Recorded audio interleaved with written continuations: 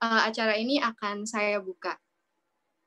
Assalamualaikum warahmatullahi wabarakatuh. Shalom, Om Swastiastu, Namo Buddhaya, salam kebajikan, dan salam sejahtera bagi kita semua. Selamat siang teman-teman, apa kabar nih? Selamat siang, Kak. Iya. Oke, Alhamdulillah semoga kita semua selalu berada dalam lindungan Tuhan yang Maha Kuasa ya. Amin. Amin. Nah, teman-teman, ada pepatah nih yang mengatakan bahwa tak kenal maka tak sayang. Oleh karena itu, izinkan saya dan rekan saya untuk memperkenalkan diri terlebih dahulu. Perkenalkan, saya Delia Citra. Dia belum di-unmute. Dan saya Dia Harini. Kami berdua selaku pemantik yang akan memandu jalannya diskusi pada siang hari ini. Selanjutnya, kami juga ingin mengucapkan terima kasih kepada teman-teman semua yang sudah menyempatkan hadir untuk melaksanakan kegiatan Discussion with PPKN atau DWP.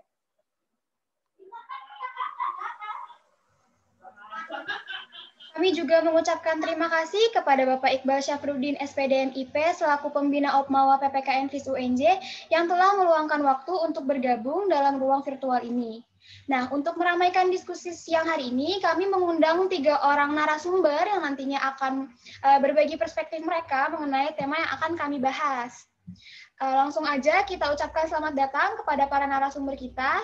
Ada Bang Maulana Malik Ibrahim, selaku Ketua BEM FIS UNJ, periode 2020-2021.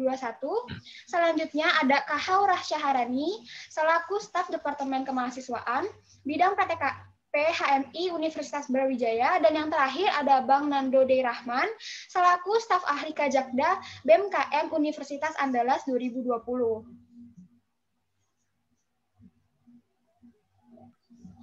Nah, oke teman-teman, tema yang akan kita ulas pada diskusi siang hari ini yaitu mengenai isu internal kampus, dinamika demokrasi kampus, dan pergerakan mahasiswa. Demokrasi merupakan suatu bentuk atau mekanisme sistem pemerintahan suatu negara sebagai upaya mewujudkan kedaulatan rakyat atas negara untuk dijalankan oleh pemerintahan negara tersebut. Nah, kampus ini merupakan sebuah miniatur negara, sehingga di dalam lingkungan kampus mengadopsi sistem demokrasi untuk menjalankan birokrasi kampus. Kemudian lahirlah istilah demokrasi kampus di kalangan mahasiswa. Dengan adanya demokrasi kampus ini, dapat memberikan kesempatan kepada seluruh mahasiswa untuk berkontribusi dalam pelaksanaan pemerintahan kampus, khususnya pada organisasi di lingkungan kampus. Nah, puncak perwujudan dari demokrasi kampus ini adalah dapat dilihat dari pelaksanaan pemilu raya atau sering disebut dengan PEMIRA yang bertujuan untuk memilih sekaligus melakukan regenerasi sistem kepengurusan Opmawa atau Ormawa pada masing-masing kampus. Nah, keberadaan Opmawa atau Ormawa ini juga diharapkan dapat memantik munculnya pergerakan yang diinisiatori oleh mahasiswa. Benar banget nih, pergerakan mahasiswa sendiri merupakan kegiatan kemahasiswaan yang dilakukan dalam rangka melakukan kontrol mengenai isu yang bergerak, baik yang bersifat internal maupun yang bersifat eksternal di lingkungan kampus atau perguruan tinggi. Pergerakan mahasiswa dilakukan untuk meningkatkan kecakapan, intelektualitas, dan sebagai implikasi dari fungsi mahasiswa yang memikul tanggung jawab sebagai iron stock, agent of change, guardian of value, moral force, dan social control. Seperti yang kita ketahui juga bahwa dinamika demokrasi kampus di setiap lingkungan kampus dan pergerakan mahasiswa tentu saja berbeda di setiap kampusnya. Oleh karena itu, pada diskusi kali ini kami mengundang 3 orang narasumber yang merupakan mahasiswa dan organisator dari kampus yang berbeda untuk menanyakan langsung kepada mereka terkait dinamika demokrasi yang ada di kampus mereka, terutama menjelang pelaksanaan PEMIRA, dan bagaimana pergerakan mahasiswa menurut kacamata atau berangkat dari keresahan para narasumber terkait isu-isu yang muncul terutama dalam pelaksanaannya di masa pandemi ini.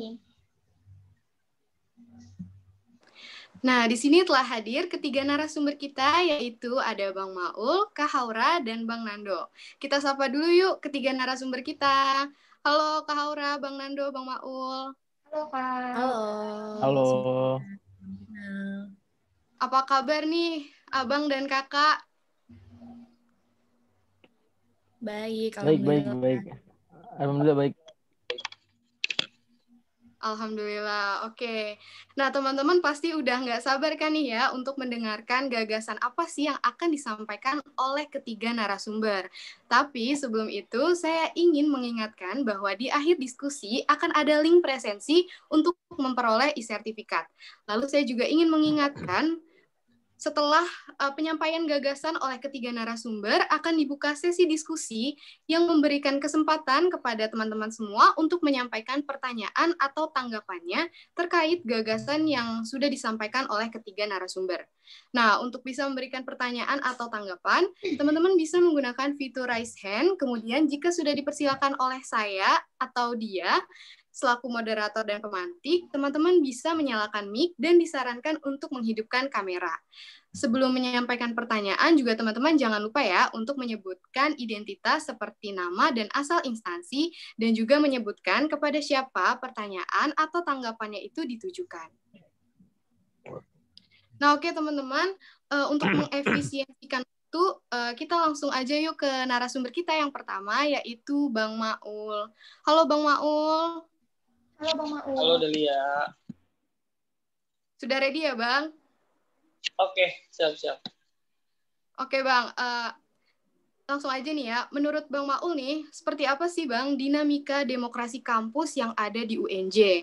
Terus bagaimana pergerakan mahasiswa yang ada di UNJ terkait isu-isu yang muncul pada masa pandemi? Silakan Bang Maul.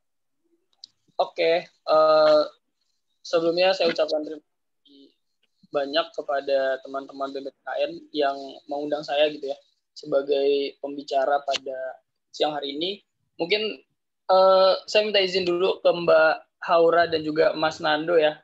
Saya duluan yang dipanggil sama moderator gitu. Yang nantinya akan saya akan menyampaikan dari sudut pandang saya gitu sebagai mahasiswa UNJ, dan juga bagaimana saya melihat pemilihan raya atau biasa yang disebut demokrasi dalam kampus gitu ya, dan juga apa implikasinya terhadap pergerakan mahasiswa secara gradual dan juga secara holistik tentunya. Oke, mungkin saya mulai ya. Kemarin saya juga sempat mengirimkan bahan diskusi pada hari ini gitu ya. Saya mencoba menulis artikel gitu, saya menulis opini yang isinya mencoba mengkritisi apa yang hari ini terjadi gitu, pemilihan raya yang terjadi hari ini khususnya di Universitas Negeri Jakarta gitu. Saya beri judul Destruksi dan Manipulasi Pemilihan Raya, sebuah kritik dan juga otokritik. Nah, ini juga sebagai bahan refleksi gitu ya, atau cerminan bahwasannya apa yang juga hari ini saya kritik mengenai pemilihan raya di UNJ itu juga menjadi kritik balik kepada saya, kepada organisasi saya, dan juga kepada kelompok-kelompok yang akhirnya hari ini mengikuti pemilihan raya di UNJ gitu. Menarik gitu ya topiknya, demokrasi kampus dan juga pergerakan mahasiswa. Saya kira diskursus ini sudah tidak asing di telinga teman-teman gitu, tidak asing di telinga teman-teman mahasiswa, baik mahasiswa baru ataupun mahasiswa lama gitu, yang nantinya gitu akan dan juga sudah berkecimpung di dunia organisasi dan juga dunia pergerakan mahasiswa gitu. Bagaimana teman-teman sudah melihat pemilihan raya sebagai agenda setting tahunan, yang dimana akan ada satu subjek yang nantinya didapuk memerintah satu organisasi gitu ya, dalam konstelasi ataupun delantika politik kampus di masing-masing kampusnya gitu. Nah, yang saya perhatikan atau yang saya amati, saya kira saya mengambil sudut pandang kritis yang dimana saya melihat bahwa banyak sekali di pemilihan-pemilihan raya gitu ya, saya menyebutnya lebih familiar gitu, karena juga saya pernah menulis sebuah artikel yang saya terbitkan di Pinter Politik mengenai badut politik dan juga kekuasaan. Saya suka menyebut orang-orang yang akhirnya mencalonkan diri untuk menjadi ketua, wakil, atau baik di tingkat prodi sampai ke tingkat universitas gitu. Ketika mereka misalkan tidak memiliki dalam tanda kutip kompetensi dan segala macamnya gitu, akhirnya mereka hanya naik berdasarkan dorongan gitu ya, atau hasil kekuasaan dan segala macamnya gitu. Saya suka menyebut mereka sebagai badut politik yang sedang berdramaturgi dalam panggung politik kampus gitu. Saya kira mungkin teman-teman sudah menyadari gitu bahwasanya pemilihan raya di Universitas Negeri Jakarta ini banyak sekali hal yang aneh, hal yang kontroversial gitu, yang mungkin nantinya gitu, ketika nanti teman-teman ingin memberikan satu argumentasi ataupun memberikan satu pendapat, silahkan gitu. Kita di sini semuanya egaliter, kita semua sama gitu ya, kita semua setara. Nantinya ketika teman-teman berpendapat dipersilakan, dan juga ketika teman-teman mempunyai tanggapan juga saya persilakan gitu. Dalam pemilu hari ini yang saya rasakan keanehannya adalah bagaimana teman-teman gitu ya, teman-teman calon kontestan pemilu atau biasa disebut pemilihan raya, mereka mencoba akhirnya mengumpulkan satu kalau saya bilang satu alat politik yang hal tersebut hari ini menjadi legitimasi gitu, yaitu kartu tanda mahasiswa gitu. Meminta dukungan, para calon meminta dukungan dengan dalih bahwasanya kalian tidak perlu memilih saya, akan tetapi kalian mendukung saja dalam artian memberikan KTM secara cuma-cuma gitu. Akan tetapi ketika mereka meminta KTM itu tidak didasari ataupun tidak juga diserahkan visi misi program kerja yang akan diusung gitu. Arah organisasi apa yang akhirnya akan dibawa 1 tahun ke depan gitu. Itu adalah satu hal yang aneh, dan juga itu adalah satu hal yang mencerminkan bahwasanya hari ini pemilihan raya di UNJ sedang mengalami destruksi ataupun kerusakan satu sistem di dalamnya gitu. Baik di dalam hal ini saya menyebut KPU sebagai lembaga, Panwaslu, dan juga bahkan hari ini yang mungkin teman-teman baru dengarkan gitu ya, ada DKPP atau Dewan Kehormatan Penyelenggara Pemilu dan segala macam gitu. Akan tetapi bukannya malah menghasilkan satu tren yang positif, akan tetapi hal ini malah akhirnya membentuk satu tren negatif gitu. Nantinya akan saya ulas gitu ya.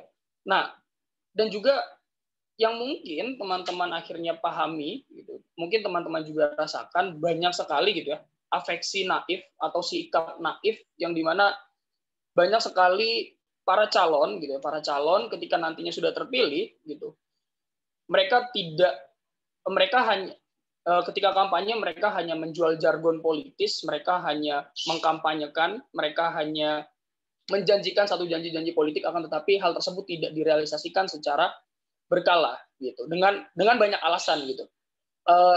Mungkin alasan sukarnya menata organisasi di kala pandemi misalkan, atau misalkan banyak faktor dan segala macam gitu. Nah, saya menyebut hal ini dengan amnesia politis gitu. Baik para calon kontestan gitu ya, ataupun baik dari lembaga legislatif, lembaga eksekutif, ataupun lembaga-lembaga yang lainnya gitu. Nah, saya tadi sepakat gitu bahwasanya moderator tadi mengatakan bahwasanya kampus ini miniatur negara gitu. Saya memang mengamini atau saya mengafirmasi bahwasanya kampus ini memang miniatur sebuah negara. Kenapa demikian gitu? Karena kampus itu saya analogikan sebagai tempat terbuatnya janji-janji politik, janji-janji manis politik, yang di dalamnya juga terdapat satu sistem politik yang destruktif, yang tadi saya katakan.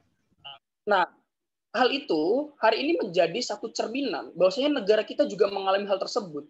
Gitu. Ada yang namanya political decay atau pembusukan politik, entah melalui birokrasi, entah itu melalui satu lembaga yang berwenang, entah itu eksekutif ataupun legislatif, ataupun yudikatif misalkan.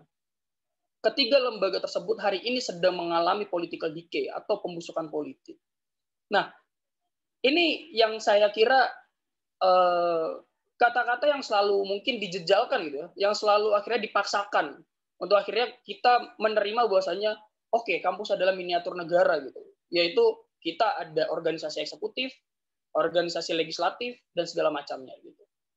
Nah, mungkin pemahaman ataupun interpretasi yang ingin diberikan kepada saya khususnya gitu berbeda gitu. Akhirnya yang saya tangkap berbeda karena saya kira harus ada pemikiran-pemikiran gitu ya, pemikiran-pemikiran kritis untuk akhirnya mengkritisi apa yang akhirnya diucapkan oleh orang-orang yang akhirnya memberikan satu dogma gitu ya, atau satu doktrin kepada kita gitu.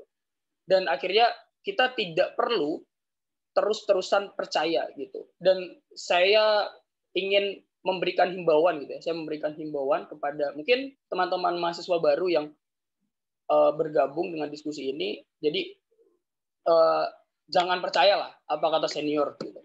Apa yang dibilang senior gitu kan mengenai politik dalam kampus dan segala macam gitu. Saya kira banyak sekali gitu alibi-alibi yang akhirnya menjebak mahasiswa baru hanya dijadikan satu komoditas politik gitu. Mahasiswa baru itu cenderung akhirnya dijadikan voters atau hanya pemilih gitu. Padahal secara esensial atau secara hakikat demokrasi itu terdiri dari dua kata, demos dan kratos. Demos yang artinya rakyat dan juga kratos artinya pemerintahan yang dipimpin oleh rakyat gitu. Atau kalau dalam demokrasi kampus, pemerintahan ini harusnya dihasilkan atas dasar deliberasi mahasiswa atau deliberasi publik. Hari ini itu tidak terjadi karena apa yang hari ini mungkin coba para pasangan calon berikan itu hanya pendapat mereka, itu hanya asumsi mereka, tanpa memandang asumsi apa keinginan mahasiswa hari ini, apa keinginan mahasiswa, apa kehendak mahasiswa hari ini. Nah akhirnya terjadi satu cacat berpikir atau cacat logika yang akhirnya dihasilkan oleh para pasangan calon. Ini adalah realitas politik yang terjadi di Universitas Negeri Jakarta hari ini. Gitu. Yang tadi pertama mungkin dari gagalnya sistem, lalu kecacatan berpikir daripada para calon, lalu juga slogan-slogan ataupun jargon politis yang dikeluarkan itu hanya sebatas janji-janji manis yang akhirnya tidak cenderung direalisasikan. Gitu. Lalu saya juga akhirnya berpendapat ataupun berpikiran gitu ketika satu pemimpin dalam satu organisasi diproduksi atas dasar-dasar yang gagal seperti itu dengan indikator-indikator yang sudah saya sebutkan, maka akan terjadi satu hal yang nantinya apa yang tidak mahasiswa mau gitu ya, tapi itu coba direalisasikan secara dipaksakan gitu. Mungkin teman-teman udah memahami bahwasanya demokrasi itu pasti punya yang namanya satu konsekuensi logis. Demokrasi pastinya akan menghasilkan satu pembelahan atau demarkasi besar-besaran. Mungkin kalau di UB ya Mbak Haura gitu, mungkin organisasi ekstra sudah kuat gitu, atau mungkin di UNAN gitu Mas Nando, mungkin organisasi ekstra itu sudah memainkan peran gitu secara maksimal dalam politik kampus. Tetapi di UNJ ini beda. Di UNJ ini memiliki kultur yang berbeda karena kita hari ini itu hanya dipisahkan atas dasar nama ataupun label kanan dan kiri yang akhirnya itu adalah hal yang bias kognitif menurut saya gitu. Ada akhirnya aliran kiri atau bisa disebut marxisme ortodoks gitu kan, marxisme revisionis atau reformis dan segala macam gitu. Ada juga kanan itu kan banyak variabelnya. Ada yang fundamentalis, ada yang puritan, ada yang modernis, dan segala macamnya. Gitu. Nah, akhirnya di UNJ ini bias dan akhirnya kita tidak tahu. Gitu. Dan akhirnya saya bisa mengatakan dengan penuh tanggung jawab bahwa UNJ ini dikuasai oleh hanya beberapa oleh orang-orang gitu ya yang sudah dikader sebelum-sebelumnya. Gitu. Oleh siapa gitu? Oleh siapa? Ya tentunya oleh organisasi-organisasi yang akhirnya berada di balik mereka. Akhirnya mereka mungkin kita tidak mengetahui background mereka apa, tapi mereka sudah memang disiapkan dari jauh-jauh hari untuk akhirnya atau dalam artinya dikader lah untuk menjadi pemimpin gitu. Entah mereka punya kompetensi atau mereka punya kapabilitas itu saya kira dalam politik itu nomor sekian gitu. Yang penting dalam bahasa kasarnya lu berani maju atau enggak gitu. Padahal kalau misalkan dalam satu teori kepemimpinan politik ada 3 hal yang harus kita perhatikan dalam menjadi seorang pemimpin. Yang pertama kredibilitas, yang kedua kapabilitas, lalu yang ketiga adalah akseptabilitas. Kredibilitas ini adalah bahwa seberapa percaya seorang pemilih atau lingkungan Anda gitu ya untuk akhirnya mempercayakan Anda sebagai pemimpinnya gitu. Lalu yang kedua, kapabilitas, kemampuan. Ini yang menjadi hal yang sangat lumrah gitu ya, ketika misalkan ada satu BEM, HIMA, BEM atau apapun itu, organisasi apapun itu vakum gitu ya, ketika misalkan ditinggal pemimpin dan segala macam. Karena yang itu tadi gitu. Skill itu berada di urutan yang paling bawah mungkin. Yang paling penting adalah lu berani maju atau enggak gitu. Dan yang ketiga adalah akseptabilitas, yaitu keterterimaan. Bahwasanya seorang pemimpin itu wajib diterima oleh seluruh kalangan atau seluruh lingkungan gitu. Untuk akhirnya nantinya mereka ini yang akan memberikan satu kritik, saran, rekomendasi untuk akhirnya perbaikan ke depannya. Nah, saya teringat gitu ya, saya teringat pada gerakan kemarin gitu ya di UNJ, ada satu gerakan untuk akhirnya menolak membayar UKT dan juga SPU gitu ya, sumbangan pengembangan universitas, namanya Geram UNJ gitu. Karena adanya satu friksi gitu ya, atau ada satu konflik di dalamnya secara horizontal gitu. Harusnya kan kalau misalkan isu dalam kampus atau masalah dalam kampus, kita punya common enemy yang sama gitu. Kita punya musuh besar yang sama gitu. Siapa? Yaitu rektorat gitu. Orang-orang yang akhirnya meregulasi atau membuat satu aturan yang akhirnya tidak pro ataupun tidak mengakomodir kepentingan mahasiswa. Harusnya kan seperti itu. Akan tetapi kemarin itu lucunya adalah kita itu sebelum aksi kita sudah terbelah gitu. Jadi karena ya mungkin ada kepentingan dari salah satu kelompok dan segala macam, akhirnya pecah, pisah, dan akhirnya ada satu masa tandingan dan segala macam. Nah ini kan menjadi hal yang lucu dalam gerakan.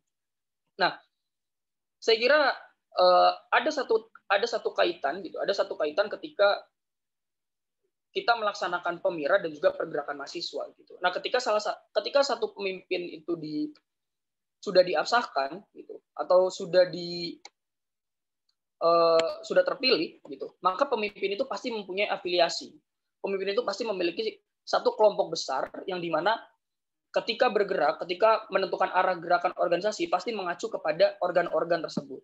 Nah, jadi tidak mengherankan, gitu ya, tidak mengherankan kenapa akhirnya hari ini Badan Eksekutif Mahasiswa itu selalu dicap misalkan dengan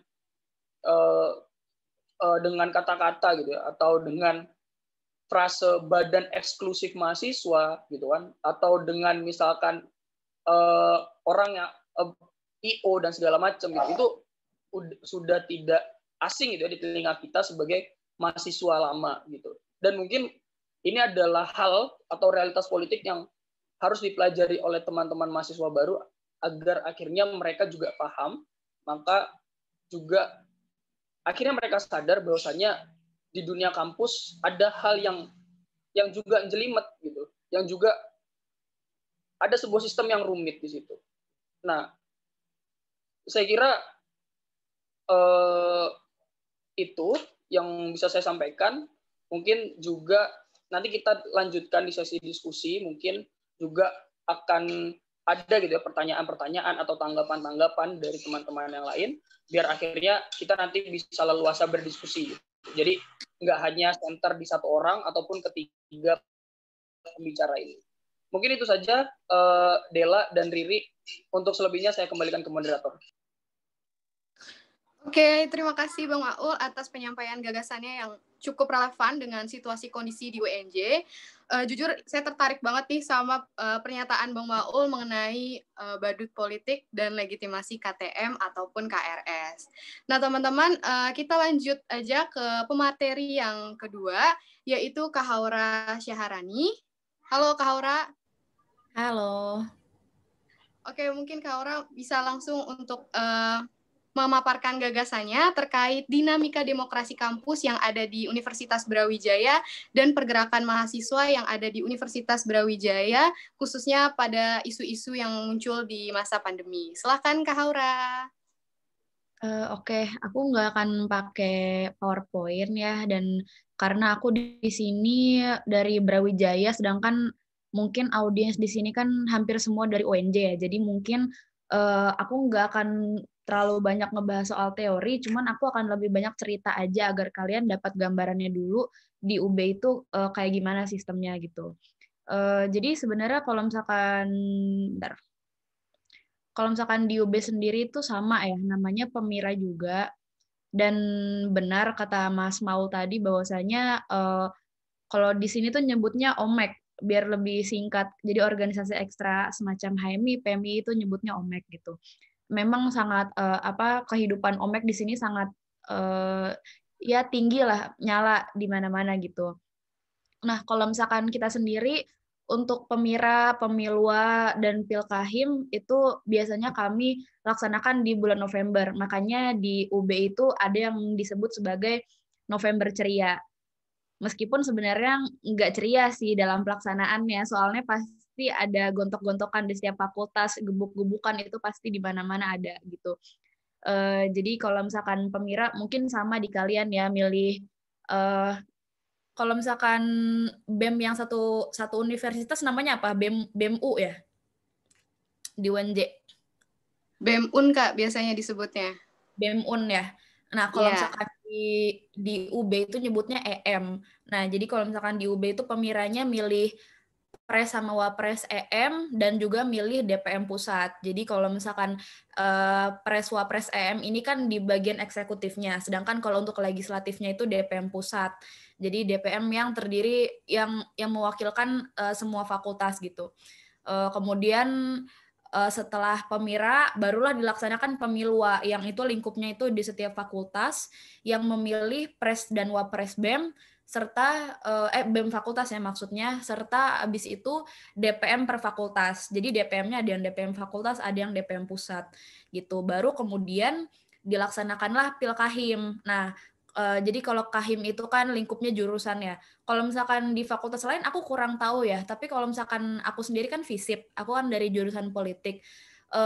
Untuk Pilkahim sendiri itu setiap jurusan itu punya sistematika yang berbeda-beda. Kan kalau di UB itu FISIP-nya ada 6 jurusan ya.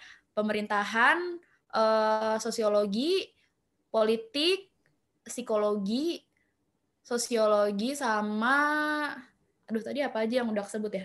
Pemerintahan, sosiologi, politik, HI, komunikasi, psikologi. Nah, ada 6 tuh. Nah, kalau misalkan sejauh ini 6-6-nya itu semuanya Pilkahimnya mekanismenya voting, kecuali 3, yaitu pemerintahan, politik, sama HI. HI pun baru-baru ini aja dia pakai sistem musyawarah, karena tahun-tahun sebelumnya dia biasanya voting. Jadi terkait mekanisme itu bisa dirubah kapan aja tergantung kesepakatan dari masing-masing jurusan gitu. Memang tidak mengherankan sih kalau misalkan politik sama pemerintahan yang menggunakan musyawarah gitu ya, karena kan mungkin budaya dialektika kita lebih tinggi, jadi kita tuh pengen kalau dalam memutuskan siapa yang akan jadi pemimpin kita, itu lebih baik dengan musyawarah agar kita itu pada akhirnya bertarung dialektika, bukan bertarung suara gitu, karena kan pada akhirnya kalau misalkan kita menggunakan voting, legitimasinya hanya terkait kuantitas aja kan, bukan kita tuh tarung gagasan gitu. Sedangkan kita itu sangat menjunjung tinggi pertarungan gagasan dan dialektika, makanya kita lebih memilih musyawarah seperti itu. Terus abis itu biasanya dinamakannya itu musyawarah besar ya. Jadi musyawarah besar ini biasa kita singkat MUBES. Sebenarnya agendanya nggak cuma Pilkahim aja, justru Pilkahim itu adalah agenda terakhir. Agenda pertamanya adalah LPJ-an. Jadi setiap jurusan itu kan punya himpunannya ya. Ada hima politik, himasigi yang mewakili setiap jurusan. Nah, setiap itu juga kan ada pengurusnya kan, pengurus hima politik, pengurus himap gitu. Nah, di MUBES itulah LPJ mereka itu dipertanggungjawabkan, enggak lah ya bahasanya, mereka memaparkan laporan pertanggungjawabannya gitu di depan forum, di depan semua mahasiswa ilmu politik. Ini karena aku dari politik, aku ngegambarin yang di politik aja ya. Setelah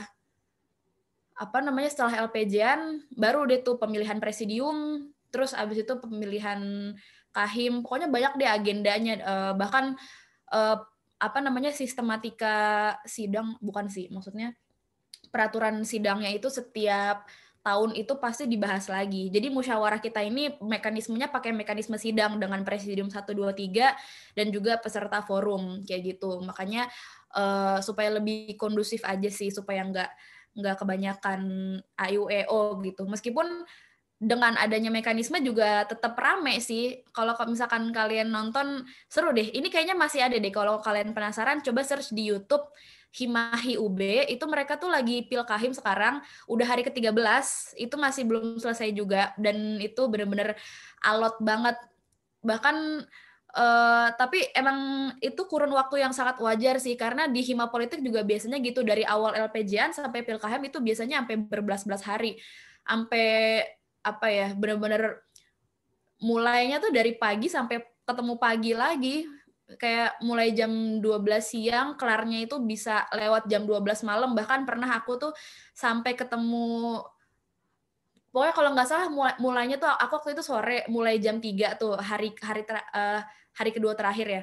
Mulainya jam 3 sore, lanjut sampai jam 12 malam, lanjut lagi sampai subuh, lanjut lagi sampai jam 11 siang. Itu pas bagian Pilkahimnya, dan itu benar-benar semua orang tuh udah capek, benar-benar kekuras tenaga, emosi.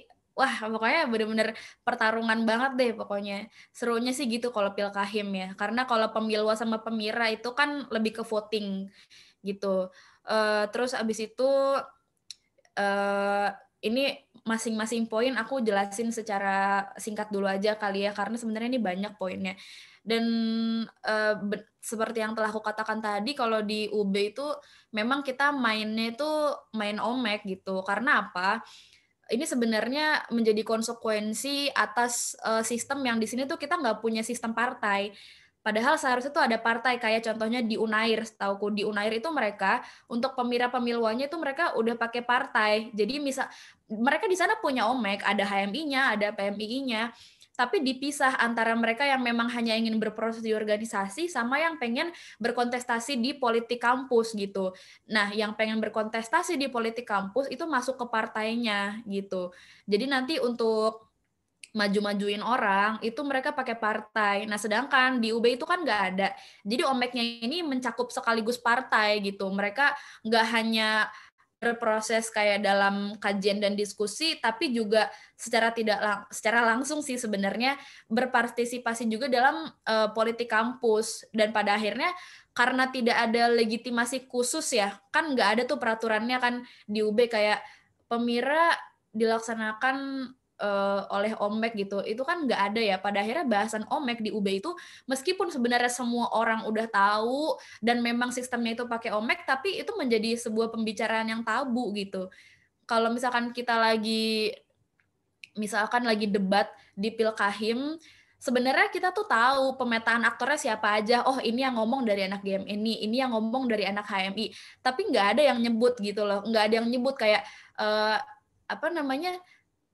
saya mewakili HMI gitu, nggak ada yang kayak gitu. Jadi semua tuh kayak itu tuh sebagai rahasia umum aja gitu loh. Dan menurut saya itu hal yang lucu. Makanya sebenarnya sekarang tuh lagi digodok UU yang bisa melegitimasi OMEK itu berada di kampus, atau mungkin lebih ke pembuatan partai lah gitu, agar pergerakan kita tuh lebih enak nantinya.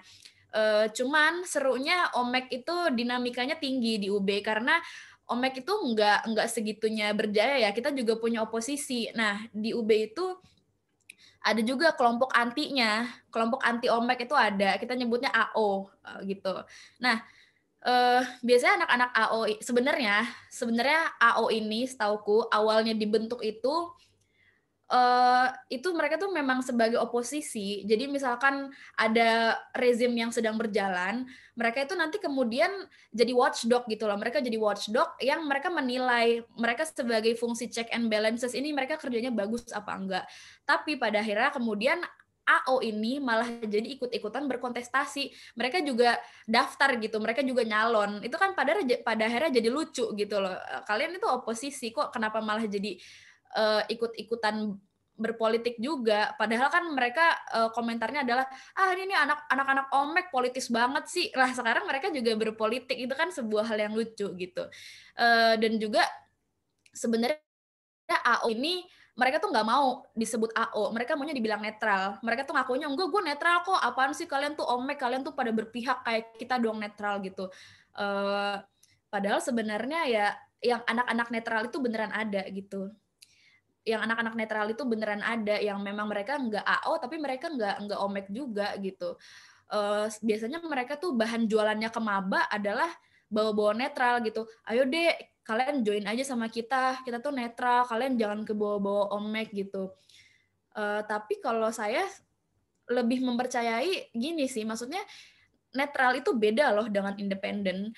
Netral itu kan berasal dari bahasa ini ya, bahasa fisika sebenarnya. Netral tuh di tengah-tengah ya, dia tidak asam, tidak juga basa, artinya dia di tengah-tengah gitu. Sedangkan kalau menurutku, aku diajarin di HMI bahwasanya manusia itu nggak ada yang netral, semua itu punya kepentingan gitu loh. Dan kepentingannya apa? Manusia itu condong pada kebaikan. Jadi kalau misalkan mau bilang kamu harus bertindak sesuai rasionalisasi otak sendiri dan gak boleh ngikutin orang lain, itu namanya independen, bukan netral gitu. Karena kalau misalkan kalian udah memilih untuk ya udah saya sendiri aja, nggak mau ikut omek mana-mana, itu kan udah suatu kecenderungan juga, udah nggak netral lagi dong namanya gitu loh. Makanya lucu sebenarnya orang-orang yang selalu menggadang-gadangkan kita harus netral. Enggak, kalau menurutku kita harus independen, karena netral dan independen itu beda. Kayak gitu sih.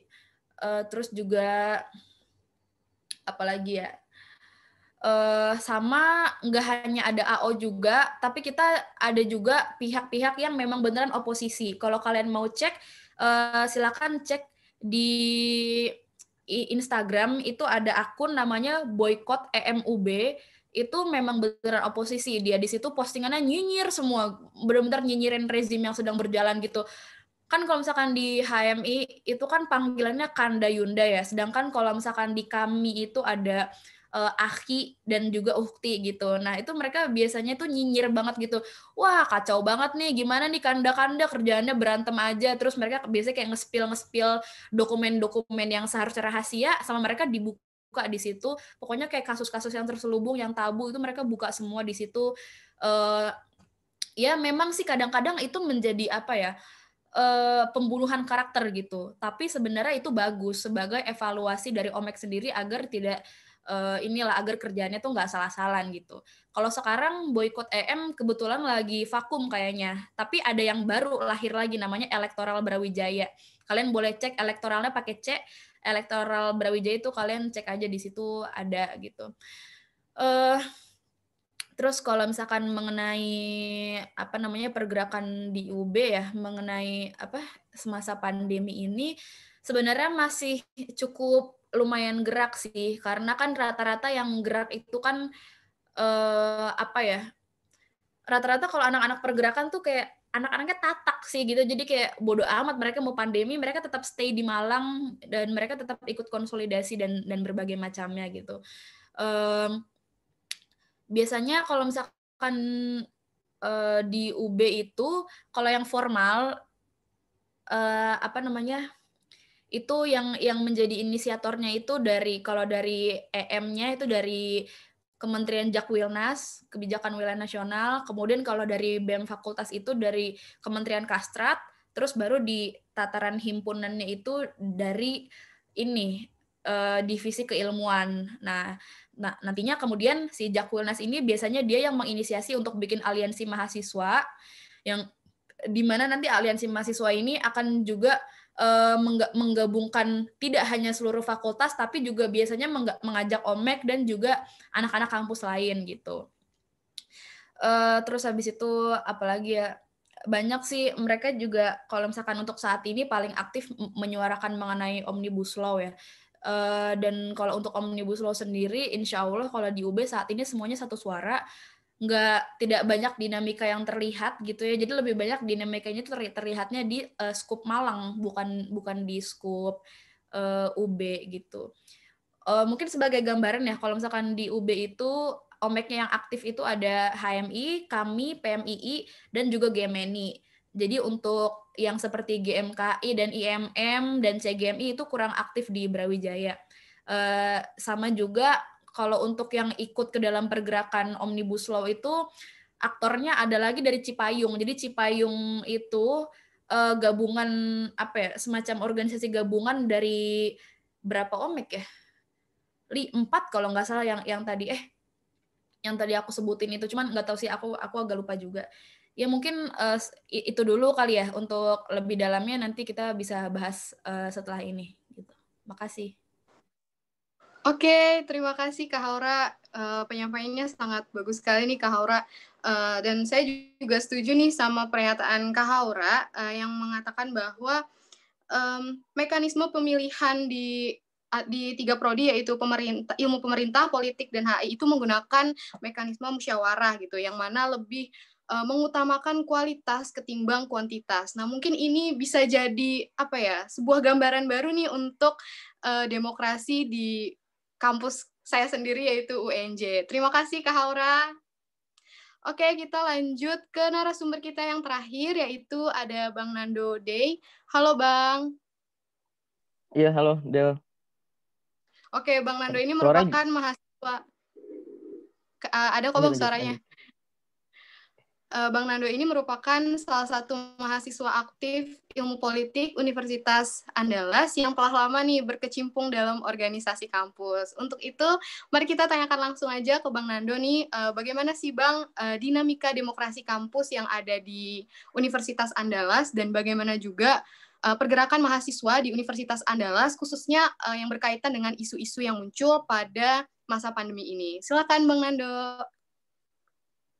Oke, terima kasih untuk Delia. Terima kasih juga teman-teman dari BMPPKN UNJ. Sebelumnya perkenalkan, nama saya Nando Dea Rahman. Saya mahasiswa ilmu politik di UNAN. Saya sekarang lagi aktif, baru demisioner di BMKM. Saya ikut BMKM itu sejak mulai dari maba, ketika ada pembukaan generasi muda BMKM seperti magangnya. Terus sekarang juga aktif di HMI Visip UNAN. Terus ikut juga di beberapa organisasi Himapol. Nah, sebenarnya kalau ngomongin politik kampus ya, ngomongin tentang gimana dinamika gerakan, gimana pemira, saya kayak ngebuka bobroknya kampus saya sendiri, UNAN gitu. Karena gini, mungkin teman-teman pernah dengar lah kemarin apa namanya, ketika RUU PKS kembali digaungkan oleh BMKM UNAN, jujur saya juga merasa malu pada saat itu. Karena mereka menolak RUU PKS pada saat itu dan banyak dinamikanya. Kalau ngomongin kampus, saya setuju tadi ketika Bang Maulana yang ngomongin kampus itu miniatur negara.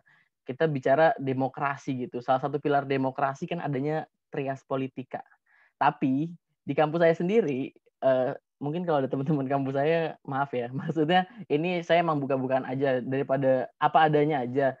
Itu lembaga trias politika kan ada eksekutif, ada legislatif, ada yudikatif. Tapi kampus saya sendiri nggak punya lembaga yudikatif, nggak ada yang ngontrol, nggak ada yang monitori, nggak ada yang mengawasi bagaimana kinerja.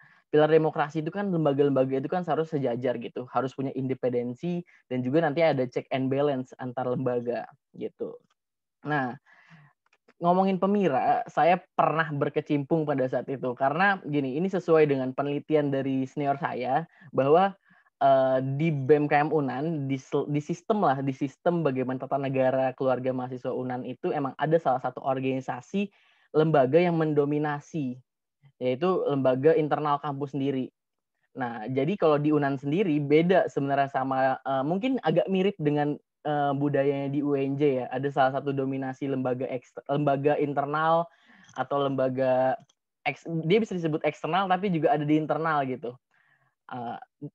Kami menyebut organisasi ekstra itu bukan OMEK atau apa, kami nyebutnya OKP. Ada HMI, ada PMII, ada GMNI, 4 ini sih. Kami, PMII, HMI, GMNI yang terlihat ada, tapi yang ada beneran itu sebenarnya cuma HMI, karena beberapa kader dari PMII, GMNI itu regenerasinya agak terlambat, agak pelan lah, karena di birokrat kami pun, khususnya di FISIP itu, lebih banyak dosen-dosen kami HMI.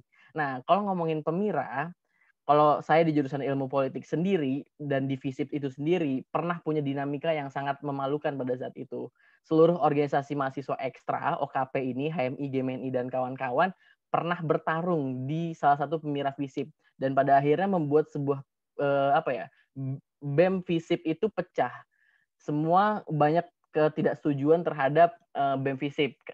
Nah, pada akhirnya dekan, walaupun pada saat itu jajaran birokrasi adalah HMI, mereka memutuskan bahwa BEM FISIP itu dipimpin oleh 6 presidium berasal dari 6 jurusan.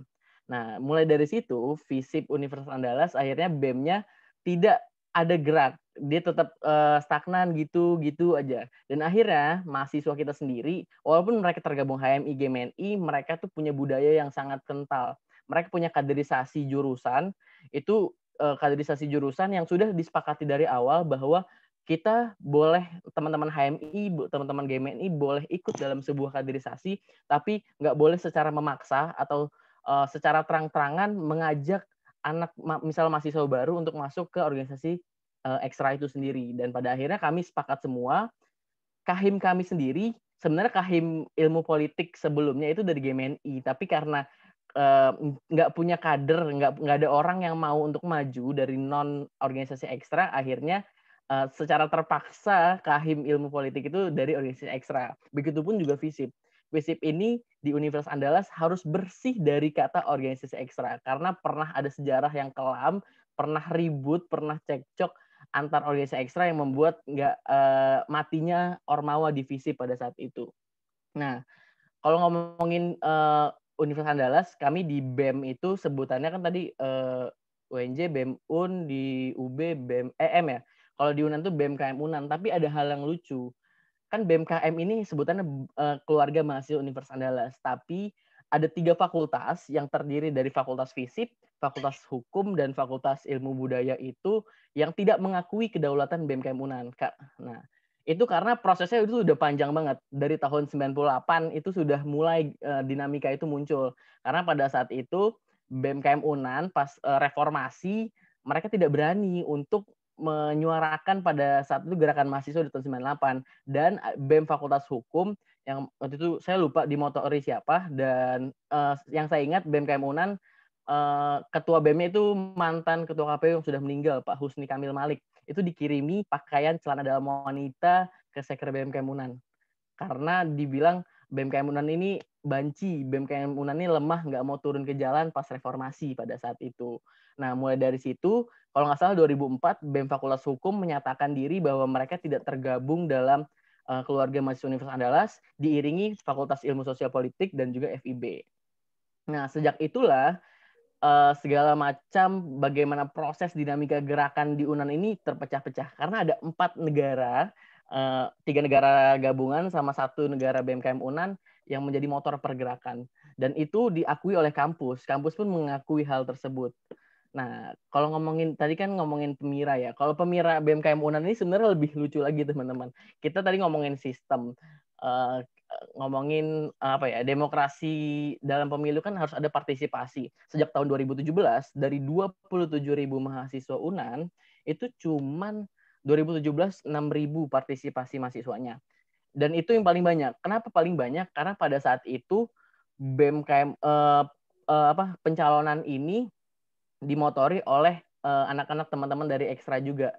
Jadi 2 lembaga organisasi besar, lembaga ya kita sebut oligarkinya kampus di UNAN lah, dan salah satu organisasi ekstra yaitu HMI pada saat itu, dan akhirnya memunculkan cukup banyak partisipan. Di tahun 2018 itu aklamasi, jadi baru pertama kali itu aklamasi, nggak ada pesaing dan akhirnya naik. 2019 pada saat 2018 yang itu saya baru semester 3, saya mencoba lah ikut jadi tim ses. Gimana sih proses politik? Ternyata sekotor itu loh. Jadi bener settingan dari awal di undang-undang, penyelenggara sampai peserta pemilu itu emang bener-bener settingan. Saya ikut dalam Pemira tim ses itu karena saya tahu sejak maba saya nanya ke senior. Saya juga banyak sharing sih karena saya sebenarnya iri sama sistem politiknya di UB. Organisasi ekstra ini emang kuat banget kan. Jadi dinamikanya seru, deal-dealan politiknya ada. Pokoknya kayak bermain politik praktis lah, kayak laboratorium ilmu politik saya berguna gitu. Saya jadi tempat labor saya. Akhirnya saya ikut, ternyata di situ ya kami juga udah bilang dari awal kalau misalnya sebenarnya kita nggak bakal menang loh. Karena mereka sistem kaderisasi di UNAN itu sejak adanya mentoring keagamaan di saat mahasiswa baru. Nah, dimulai dari situ, terkadang teman-teman mahasiswa baru ini mereka punya kedekatan emosional dari mentoring Salam dari Alif Bayu. Siap. Mentoring keagamaan ini sudah punya legitimasi yang kuat di kampus. Teman-teman mahasiswa baru kadang-kadang nggak tahu dengan Pemira, mereka menganggap Pemira ini kayak pemilihan ketua OSIS di SMA dan akhirnya ya mereka iya aja untuk memilih, padahal mereka nggak tahu substansinya. Kalau ngomongin pemilu yang demokratis kan ada juga nih pemilu yang prosedural dan juga substansif gitu. Prosedural ini kan bicara tentang kuantitatif, bicara tentang undang-undang, penyelenggara, peserta. Lucunya DPM UNAN sebenarnya mereka adalah orang-orang settingan yang tidak pernah mengerti bagaimana tata negara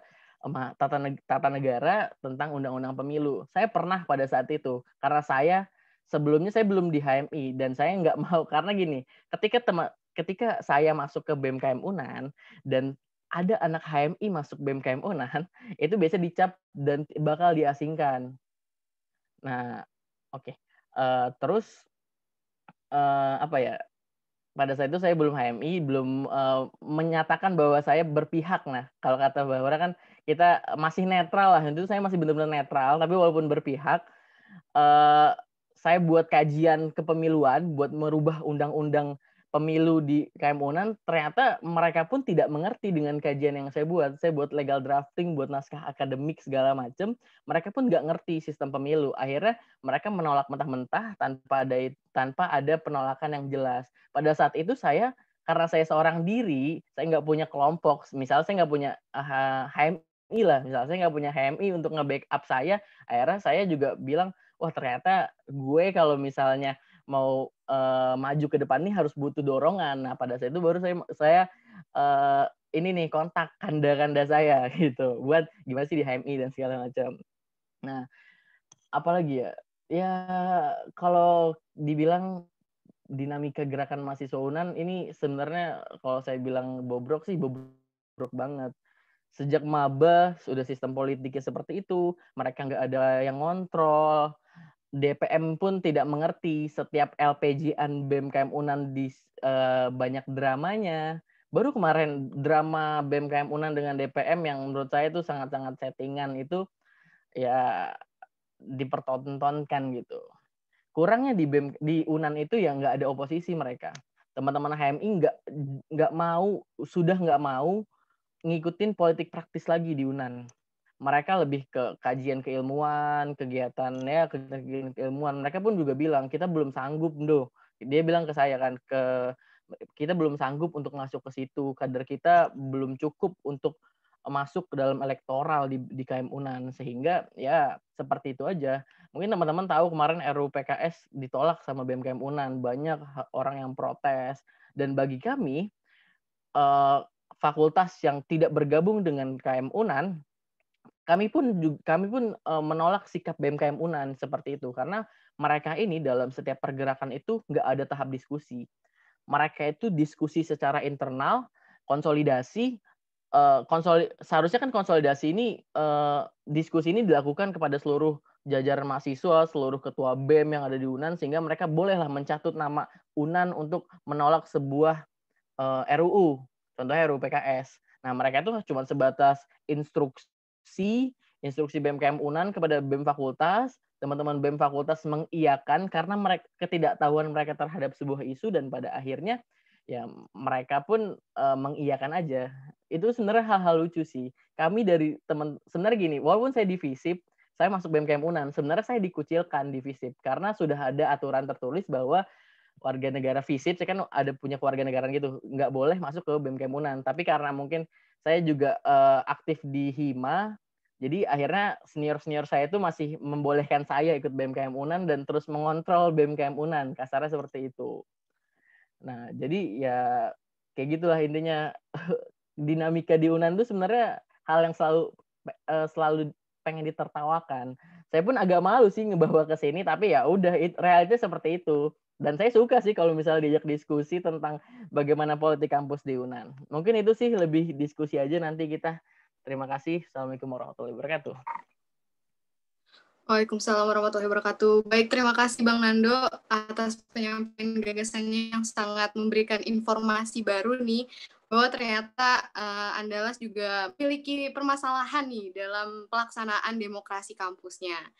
Nah, teman-teman, karena ketiga narasumber ini sudah menyampaikan gagasannya, selanjutnya kita akan menghidupkan lagi diskusi ini dengan membuka sesi tanya jawab atau penyampaian tanggapan oleh audiens. Baik, pada sesi ini akan dibuka beberapa termin, dan pada termin pertama dipersilakan kepada 3 orang audiens yang terlebih dahulu bertanya. Sesuai informasi yang telah disampaikan sebelumnya, untuk bisa memberikan pertanyaan atau tanggapan, silakan menggunakan fitur raise hand. Kemudian jika sudah dipersilakan oleh pemantik, yaitu Delia Citra atau saya sendiri, selaku moderator, silakan menyalakan mic dan disarankan untuk menghidupkan kamera. Sebelum menyampaikan pertanyaan atau tanggapan, jangan lupa sebutkan identitas seperti nama dan asal instansi, lalu menyebutkan kepada siapa pertanyaan atau tanggapan tersebut ditujukan. Silakan kepada teman-teman yang ingin mengajukan pertanyaan atau memberikan gagasannya masing-masing.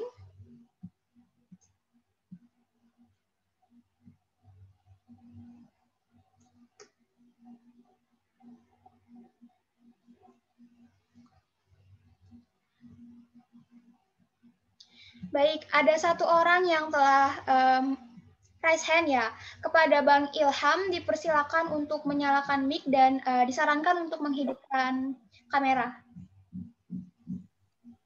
Baik, Assalamualaikum warahmatullahi wabarakatuh. Selamat siang. Waalaikumsalam. Siang, Bang. Terima kasih atas kesempatannya untuk pemantik. Di sini saya menarik ya, tadi telah dibahas oleh Kak Haura dan Bang Nando perihal dinamika kampusnya di masing-masing. Nah, di sini yang saya ingin tanyakan itu, apakah di kampus Kak Haura dan Bang Nando ini pernah terjadi adanya ketidakpercayaan dari mahasiswa biasa terhadap organisasi BEM atau organisasi eksternal itu sendiri, dan bagaimana sih dinamikanya seperti itunya, kayak caranya dari BEM itu sendiri atau dari organisasi eksternal itu menanggapi rasa ketidakpercayaan dari mahasiswa biasa yang istilahnya hanya mahasiswa pulang pergi lah gitu istilahnya. Terima kasih atas kesempatannya. Wassalamualaikum warahmatullahi wabarakatuh. Baik, terima kasih Bang Ilham atas pertanyaannya. Kira-kira ditujukan kepada siapa ya, Bang?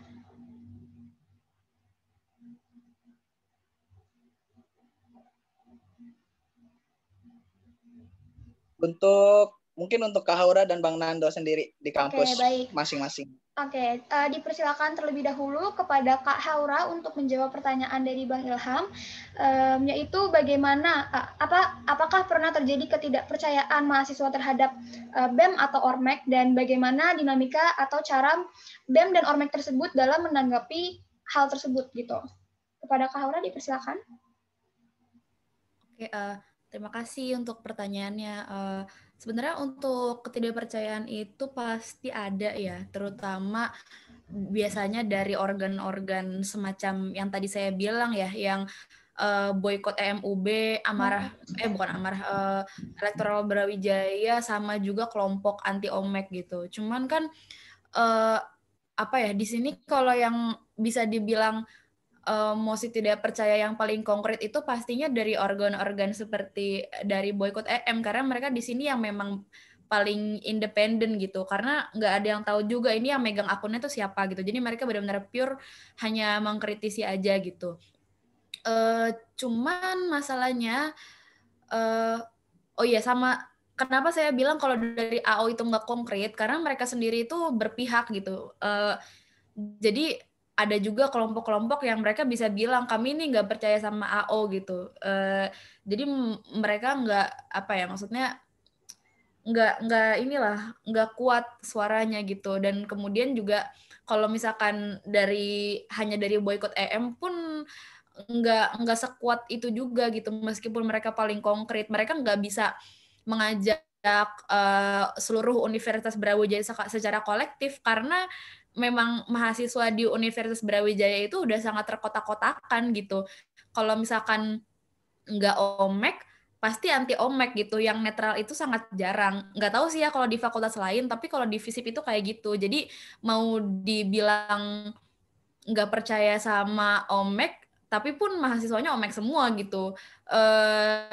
Terus juga kalau misalkan ketidakpercayaan terhadap organisasi intra semacam BEM atau himpunan itu nggak ada sih. Kalau buat kami mungkin beda ya. Kalau di UNAN itu kan ada ketidakpercayaan terhadap BEM KM-nya sendiri karena tarikan sejarah. Tapi kalau di UB itu nggak ada sih. Buat kami kalau organisasi intra itu ya polos aja gitu, nggak ada salah. Karena memang dia ini hanya benda mati yang sebagai tempat berproses kita di internal gitu. Jadi kan ibaratnya organisasi ekstra itu sebagai partainya dan organisasi intra ini sebagai birokrasinya kan. Jadi buat kami kalau untuk organisasi intra itu nggak pernah dipermasalahkan. Jadi yang lebih sering dipermasalahkan itu adalah omeknya. Tapi nggak pernah tuh secara kolektif, ayo bareng-bareng kita tidak percaya sama omek atau tidak percaya sama anti omek. Karena yang pertama masanya itu loh, masanya omek semua. Dan juga kayak apa ya, sekalipun misalkan mau jatuhnya lebih ke saling serang sih, kayak misalkan dibilang ayo misalkan anak game ini bilang ayo kita bikin mosi tidak percaya ke HMI juga bisa ngebales ayo kita bikin mosi tidak percaya ke game ini. Jadi kayak saling serang aja gitu. Jadi tidak bisa secara kolektif karena mahasiswanya pun udah sangat terkotak-kotakan gitu sih kalau di UB. Setuju banget Kak Haura. Terima kasih atas tanggapannya. Kalau aku boleh menambahkan juga sikap mahasiswa dalam menjadi oposisi atau golput pun merupakan pilihan mereka dalam berpolitik gitu. Sebagai pelaku atau pegiat BEM atau Ormek, kita hanya bisa melakukan yang terbaik dan melakukan sosialisasi agar dinamika demokrasinya terus berjalan seperti itu Kak. Mungkin dari Bang Nando sendiri, apakah ingin menambahkan? Oke. Kalau dari saya sendiri, di UNAN itu sendiri orang banyak sebenarnya yang nggak setuju dengan BMKM UNAN. Bahkan banyak juga orang yang nggak tahu sebenarnya BMKM UNAN ini ngapain sih. Banyak orang-orang yang sebenarnya mereka nggak tahu loh. Mereka teman-teman saya misalnya kadang-kadang bilang, ternyata Presma UNAN udah ganti ya, kapan gantinya gitu. Karena gini, mereka pun nggak mau ngebuka Pemira ini partisipasinya minim banget, 6.000 dari 27.000 itu berapa persen ya? 20% ya? Ya sekitar segitu, partisipasi mahasiswa KM UNAN tuh seperti itu, dan mereka target votersnya mereka itu cuma mahasiswa baru rata-rata. Nah, jadi kalau misalnya mereka dibilang ada nggak sih oposisinya, sebenarnya ada tapi mereka nggak punya lembaga yang besar gitu. Kan saya tadi bilang ada 3 fakultas yang mengoposisikan diri. Mereka pun emang nggak selalu mengoposisikan diri secara detail gitu. Apa-apa di komen BMKM UNAN, apa-apa di seperti ini nggak. Mereka tuh cuman bakal jadi oposisi kalau setiap ada isu-isu yang berkembang. Misalnya kemarin RUU PKS, terus ada berbagai macam isu yang banyak nggak suka juga. RUU KPK, RUU KUHP kemarin ada sempat slack juga antara fakultas kita yang bertiga ini dengan BMKM UNAN. Terus ada satu lagi saya kelupaan. Jadi di UNAN itu punya UKM yang rasa saya, ini kacamata saya melihat itu UKM yang emang tandingan BMKM UNAN terhadap kastratnya. Jadi ada namanya UKM Pengenalan Hukum dan Politik. Tugas mereka emang ya mereka pun ngekaji isu-isu politik, hukum dan lain-lainnya yang gunanya untuk mengkantor BMKM UNAN kalau BMKM UNAN ini cacat dalam membuat kajian. Dan saya jujur sih, saya melihat itu punya perbedaan yang jauh karena BMKM UNAN walaupun saya di BMKM UNAN saya juga kritik kepada saya, kajian mereka pun masih belum komprehensif, kajian mereka belum ini, dan akhirnya mereka bangun UKM baru. Nah, di UNAN ini sebenarnya BMKM UNAN oposisinya nggak mahasiswa doang, dosen pun ikut terjun di situ. Rata-rata sih dosen hukum, kalau teman-teman tahu ada Bang Ferry Amsari, dia sering ini juga, dia sering kontra juga walaupun jadi dosen. Dia sering buat tulisan bahwa BMKM UNAN seperti ini loh, mereka tuh nggak kompeten dalam hal ini. Karena jujur saya nggak ngomong jurusan ya, tapi rata-rata mereka ini BMKM UNAN mereka buat isu itu kalau pembahasannya politik dan hukum ini terkesan mereka nggak bisa. Mereka tuh concern tuh isu pertanian, isu kesehatan, karena rata-rata mereka emang teman-teman saintek. Karena fakultas 3 ini yang sosum, jadi di UNAN tuh ada 10 fakultas saintek, 4 sosum, 3 sosum berpisah, 1 sosum gabung. Nah, jadi mereka secara menulis kajian terkait politik dan hukum tuh nggak konkret. Akhirnya banyak oposisi ketika ada isu. Tapi kalau misal BMKM UNAN tuh saya rasa kayak IO berjalan aja gitu.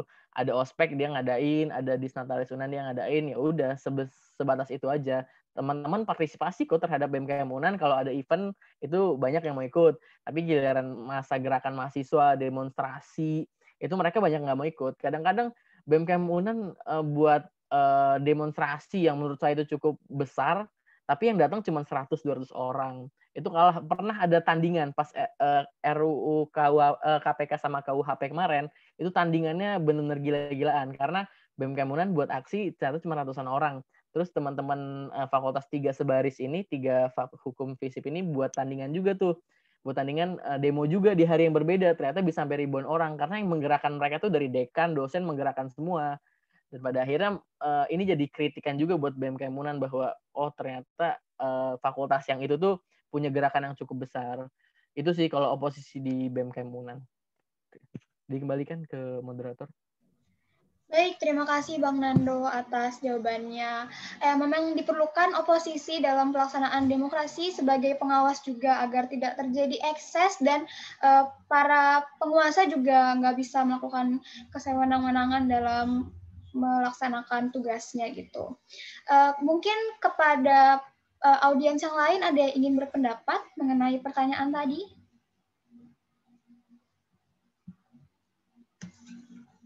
Baik, jika tidak ada, kembali lagi kepada Bang Ilham, bagaimana jawaban dari pembicara kita yaitu Kak Haura dan Bang Nando?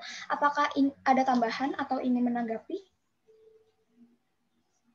Baik, terima kasih kepada Kak Haura dan Bang Nando atas ceritanya gitu di masing-masing universitas.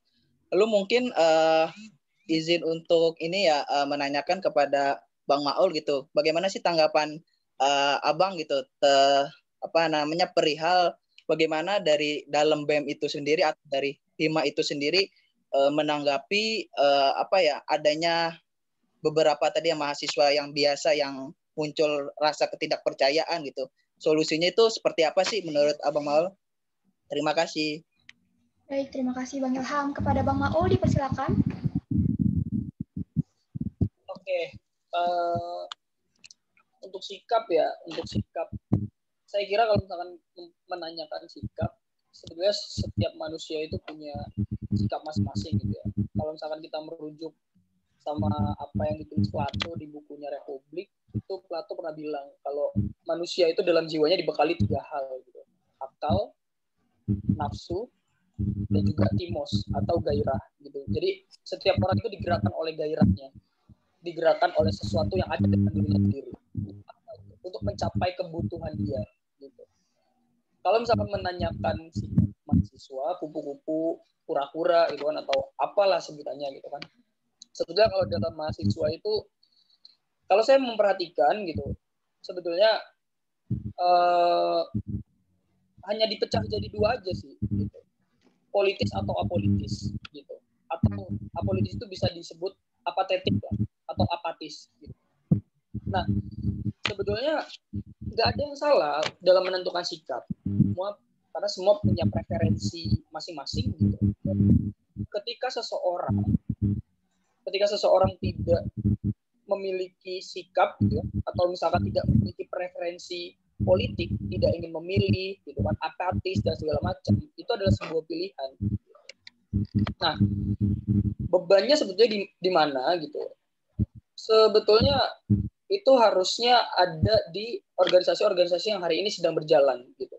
Baik organisasi internal kampus atau organisasi eksternal gitu. Karena tugas daripada tiap-tiap organisasi itu kan sebetulnya kalau saya bilang gitu, semuanya meningkatkan partisipasi politik gitu. Untuk meningkatkan bagaimana mahasiswa itu memahami isu-isu terkini. Dan kecenderungan yang hari ini terjadi gitu ya, saya mencoba melihat dari kacamata objektif gitu ya. Ya memang yang terlihat adalah banyak sekali organisasi-organisasi yang masih dicap atau diberikan label bahwa organisasi itu adalah IO atau event organizer gitu kan, hanya melakukan kegiatan-kegiatan yang insidental, melakukan kegiatan-kegiatan yang secara terstruktur gitu. Dan juga akhirnya mereka hanya terfokus sama apa yang ingin mereka buat, tapi mereka tidak memikirkan apa yang sebetulnya mahasiswa inginkan. Harusnya kan gitu. Harusnya organisasi mahasiswa itu memperhatikan keinginan mahasiswa, kebutuhan mahasiswa, bukan akhirnya menyelenggarakan, gitu kan, menyelenggarakan yang sudah dirancang atau direncanakan. Nah, seharusnya perencanaan ataupun rancangan satu program, misalkan kalau dalam satu organisasi itu harus menyasar mahasiswa. Bagaimana caranya gitu? Ya dengan cara ditanyakan melalui angket apa yang dibutuhkan oleh mahasiswa hari ini, gitu kan? Apa yang bisa BEM berikan dan segala macam gitu. Karena kalau boleh jujur gitu, saya kira mungkin Mbak Aura sama Mas Nando sepakat gitu bahwasanya organisasi yang hari ini kita emban itu tidak memberikan benefit apa-apa. Sepakat mungkin ya, tidak memberikan benefit gitu kan. Dan itu yang akhirnya menjadi pertanyaan, kenapa sih gue organisasi gitu? Apalagi mahasiswa baru, kenapa sih? Ngapain gue organisasi? Gue dapat apa sih? Nah, harusnya organisasi hari ini lebih adaptif ya, dan lebih cenderung juga melihat permasalahan dan juga kendala apa gitu. Hari ini generasi kita bukanlah generasi yang masih bisa misalkan dibentak-bentak, diteriaki dan segala macam gitu. Tetapi harus menggunakan hal-hal ataupun pendekatan-pendekatan yang relevan dengan generasi Z. Gitu. Karena kalau misalkan nggak seperti itu ya kita akan melihat gitu, kita tinggal melihat gitu, ajal daripada organisasi itu akan semakin dekat. Contohnya apa? Atau tanda-tandanya apa? Kader-kadernya mungkin berkurang, gitu kan? Terus partisipasi politik mahasiswa berkurang, lalu terjadi boikot di mana-mana dan segala macam. Gitu. Dan saya kira itu yang akan terjadi ke depannya. Maka dari itu perlu akhirnya ada sesuatu kebaruan dalam satu organisasi itu dibentuk, yaitu ciri-ciri, salah satu cirinya adalah adaptif. Itu harus yang lebih ditekankan dalam organisasi hari ini. Misalkan hari ini kita terkendala masalah pandemi COVID-19. Nah, ketika kita adaptif, kita akan mencoba mentransformasikan bentuk-bentuk kegiatan yang sesuai dengan mahasiswa, apa yang dibutuhkan mahasiswa hari ini dan segala macam. Bukan malah akhirnya lebih condong untuk akhirnya melaksanakan program yang sudah kita rancang atau yang sudah organisasi rancang. Jadi itu sih poinnya. Mungkin itu jawaban saya. Saya kembalikan ke moderator. Terima kasih Bang Maul atas tanggapannya. Setuju banget nih Bang, dengan melestarikan budaya kayak pengkaderan yang dengan membentak-bentak itu berdampak buruk dengan kepada organisasi itu sendiri. Seperti yang bisa dilihat, contohnya di PPKN sendiri, partisipasi di lingkungan BEM sendiri pun berkurang dengan drastis karena adanya pengkaderan yang tidak masuk akal gitu. Bagaimana Bang Ilham? Apakah sudah cukup?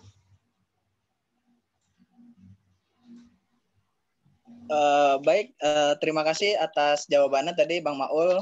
Benar, jadi sebuah BEM itu kayak menanyakan kepada mahasiswanya apa yang diperlukan oleh mahasiswa sehingga dari BEM itu sendiri menyelenggarakan apa yang diinginkan oleh mahasiswa itu sendiri.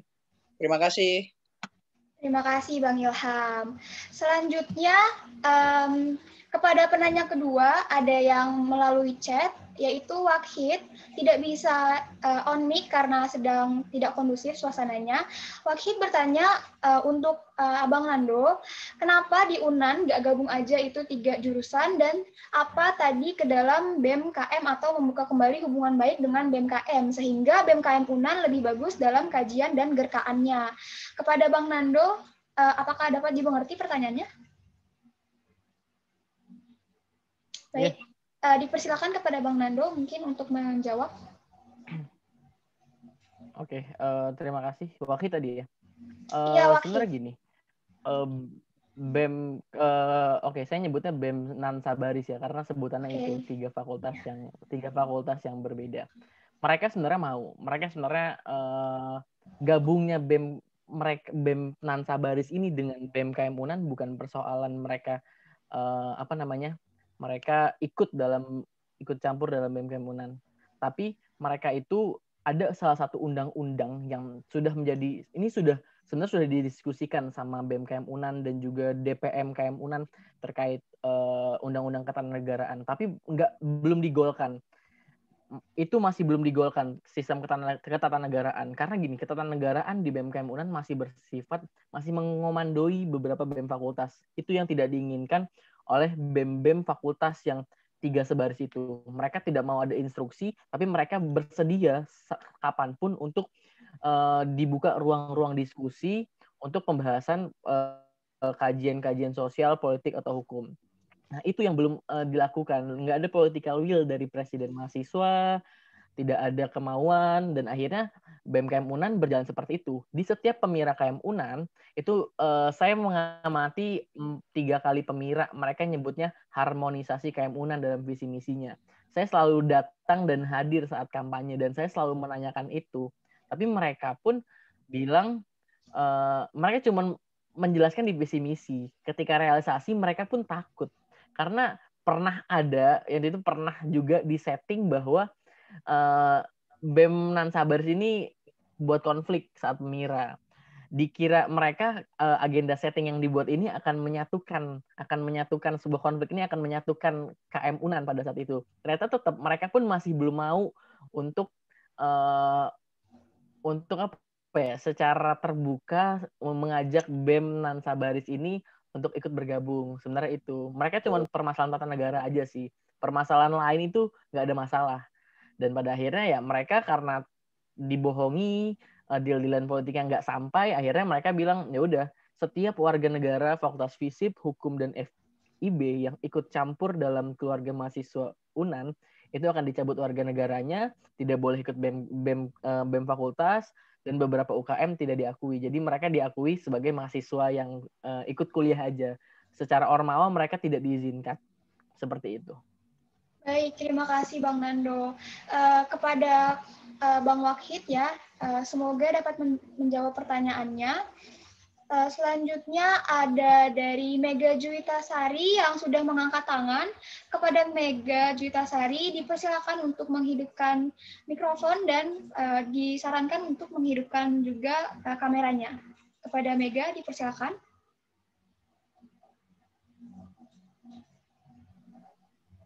Baik, terima kasih moderator. Saya Mega dari Jogja, dari salah satu universitas negeri di Yogyakarta. Saya ingin bertanya nih sama 3 pemantik kita dalam diskusi kali ini ya. Jadi permasalahannya kan kalau dari Unan gitu, bahwasanya oposisi atau kelompok tertentu di Unan itu menjadi minoritas gitu, sehingga dia susah untuk mendapat kepercayaan atau ya mungkin jenjang karirnya akan sulit gitu, akan stagnan di situ, dan ada masalah juga di fakultasnya gitu ya. Saya pernah dengar gitu ada statement yang bilang kalau kita minoritas dan kita ingin masuk ke sistem maka kita harus berkamuflase. Nah, yang ingin saya tanyakan gitu dari Bang Nando dan yang lain-lain gitu, apakah sudah pernah coba berkamuflase untuk masuk ke sistemnya gitu, dan setelah masuk ke sistemnya apakah mendapat jawaban gitu kenapa bisa demokrasinya sebobrok ini kayak gitu, dan mendapatkan pencerahan gitu. Itu aja sih dulu. Terima kasih. Ya. Terima kasih Mega atas pertanyaannya. Tentang masuk ke sistem untuk berkamuflase. Ini adalah omongan yang seringkali dijual oleh para pengkader, yaitu dari BEM sendiri dalam mengkader gitu ya. Mungkin kepada para narasumber kita dipersilakan. Siapa dulu ya? Bang Maul dulu kali ya. Bang Maul dipersilakan untuk mengemukakan pendapatnya mengenai hal ini.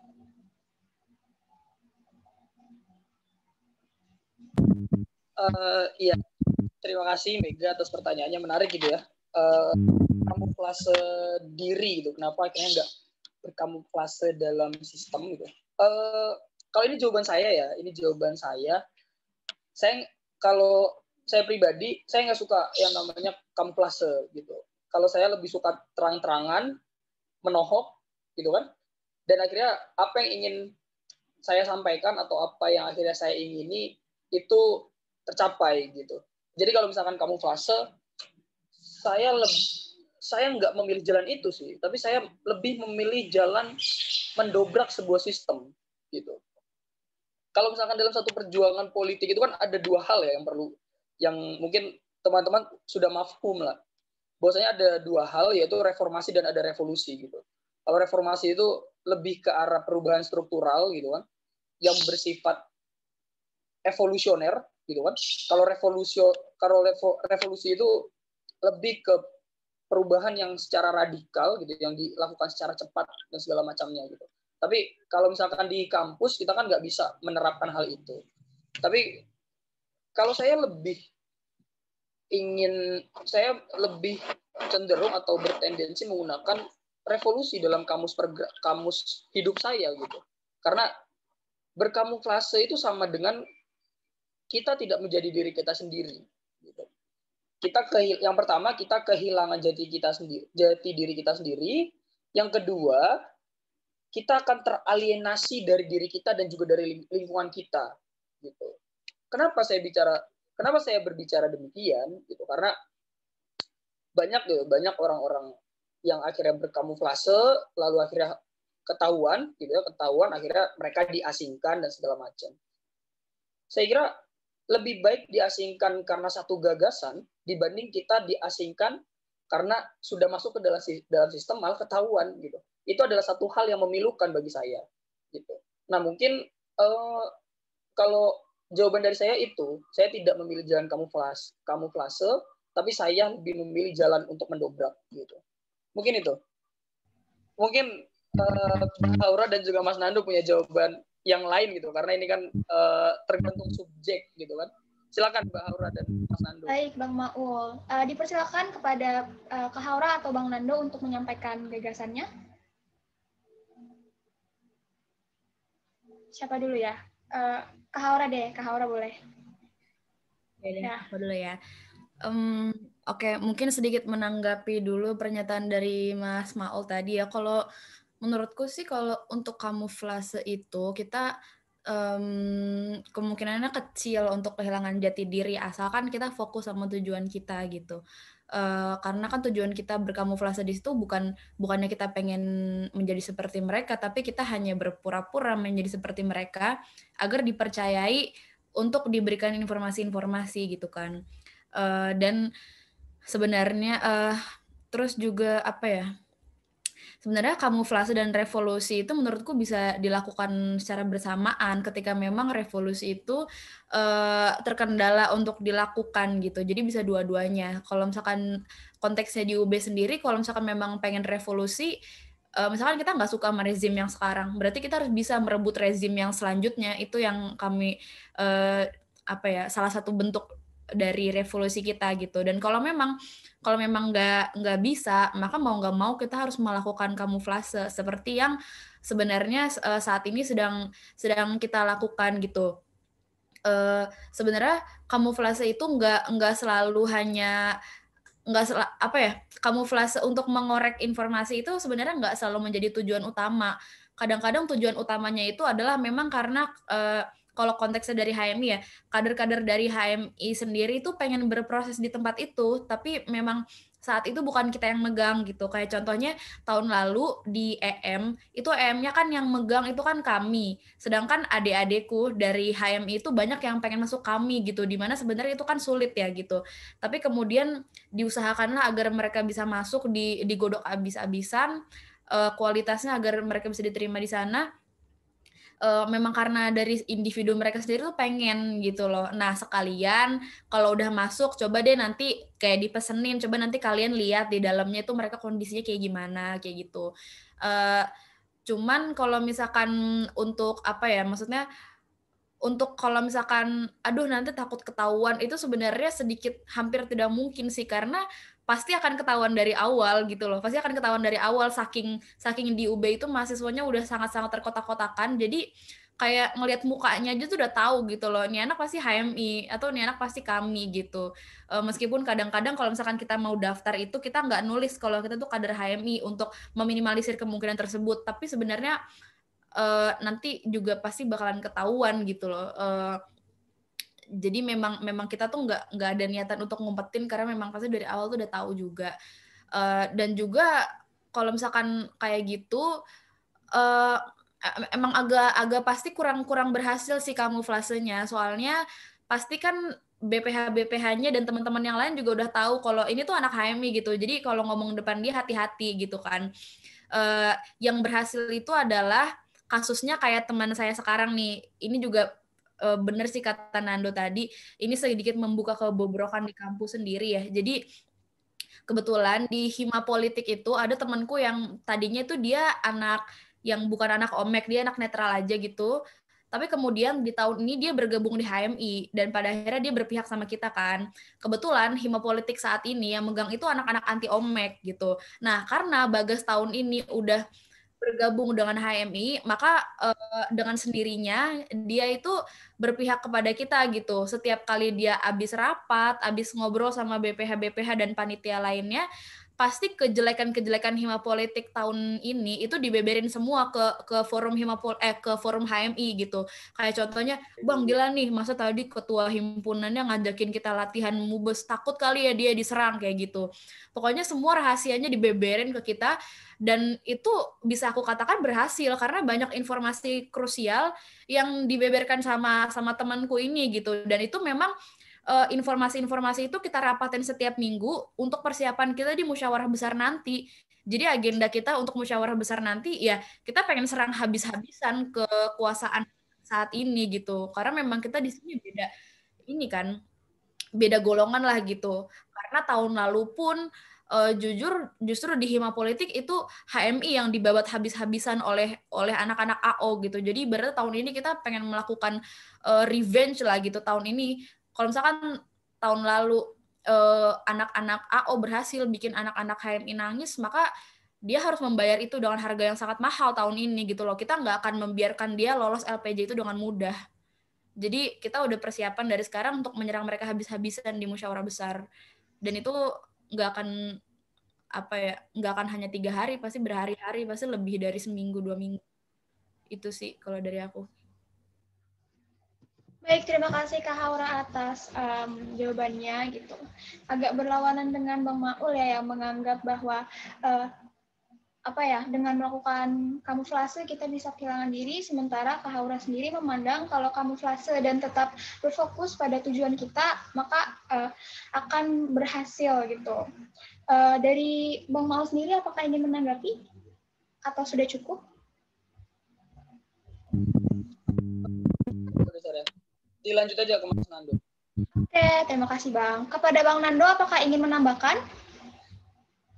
Oke, mungkin ini agak cerita pengalaman dikit sih kalau ngomongin kamuflase gitu kan di organisasi.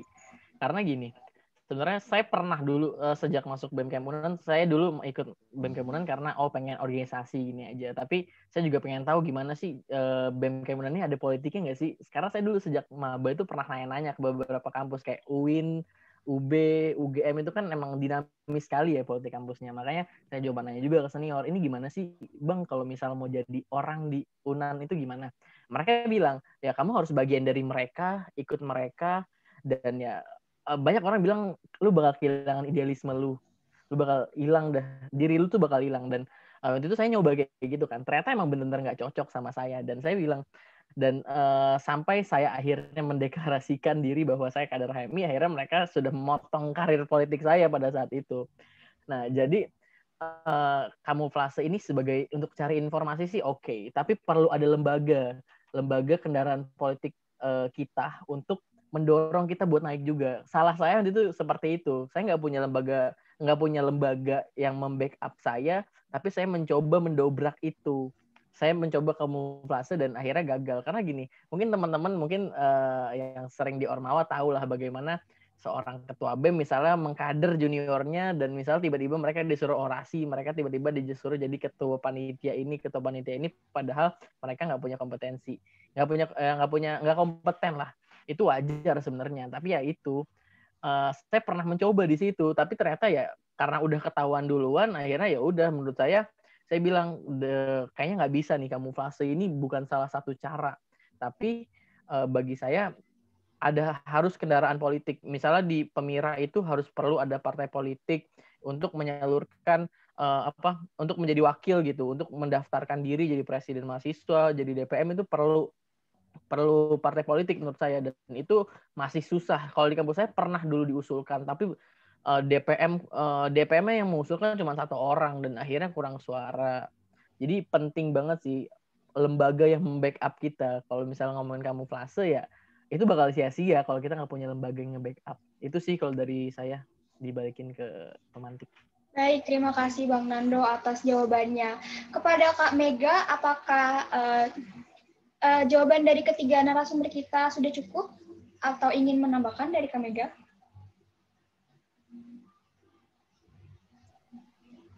Sebenarnya udah cukup ya dari 3 sudut pandang tadi. Tapi ada satu pertanyaan lagi, boleh kah Mbak pemantik? Ya, singkat aja sih pertanyaannya. Oke, dipersilakan. Oke. Jadi ini lebih spesifik ke Unan sih ya, ke Mas Nando gitu. Sebenarnya di Unja, di Universitas Jambi itu juga sama ya, hampir sama gitu. Ke kualitas orang-orang yang menguasai kampus itu sebenarnya nggak seberapa gitu. Tapi karena ada legacy dari sebelum-sebelumnya dan sistemnya sudah terkonsep sangat matang, sehingga ya tetap menguasai dan mendominasi kampus lah kelompok-kelompok itu gitu. Nah tapi kesini karena terlihat jelas gitu kualitasnya itu nggak seberapa, akhirnya mereka meskipun mereka menguasai, mereka nggak dapat respect dari masyarakat universitasnya kayak gitu, bahkan masyarakat Jambi, bahkan masyarakat mahasiswa seprovinsi gitu ya, universitas yang ada di provinsi itu nggak melihat mereka lagi karena kualitasnya nggak ada gitu. Nah sebenarnya di Unan tuh sempat kayak gitu nggak sih, atau sekarang lagi seperti itu, atau seperti apa sih pandangan mahasiswa terhadap penguasa kampus ini? Terima kasih. Baik, terima kasih Kak Mega. Kepada Bang Nando dipersilakan untuk menjawab. Oke, sebenarnya di Unan tuh ada yang kayak gitu. Maksudnya menurut saya untuk menyadarkan mahasiswa perlu ada konflik sih.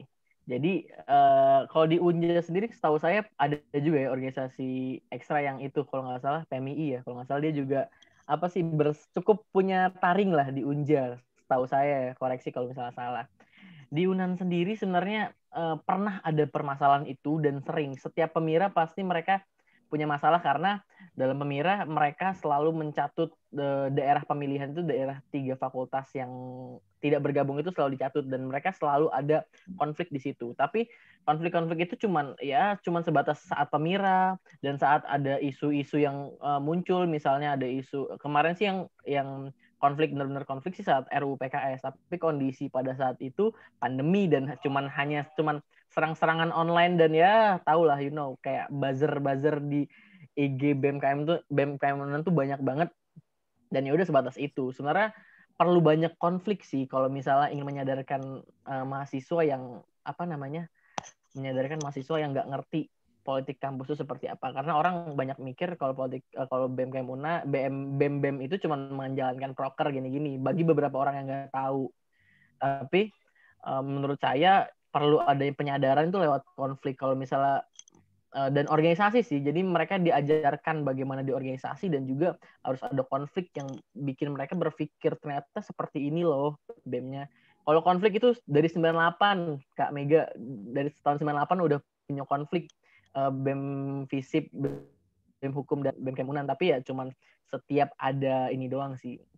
Setiap ada isu atau setiap Pemira, isu-isunya kayak Pilpres itu pernah konflik karena ada semacam kayak keberpihakan gitu. Itu pernah konflik juga. RUU PKS, RUU KUHP itu pernah konflik juga. Jadi ya nggak besar-besar banget, tapi cukup menyadarkan. Orang makin distrust, makin nggak percaya sama BEM Kemunan. Tapi ya mereka pun nggak bisa, sistemnya tidak bisa lah lembaga, tidak ada partai politik, akhirnya ya udah BEM Kemunan dinamikanya itu aja gitu sih. Oke, terima kasih kepada Bang Nando atas jawabannya. Mungkin dicukupkan untuk pertanyaan Kak Mega. Setuju banget aku dengan statementnya Bang Nando bahwa perlu adanya konflik dalam menjadi pengawas juga dalam pelaksanaan demokrasi gitu untuk bisa dilakukan evaluasi. Kita lanjut kepada pertanyaan berikutnya. Saya tekankan sekali lagi kepada teman-teman peserta sekalian, kalau kalian juga bisa ikut menjawab atau memberikan tanggapan terhadap pertanyaan yang diberikan, gitu, tidak hanya kepada para narasumber. Selanjutnya,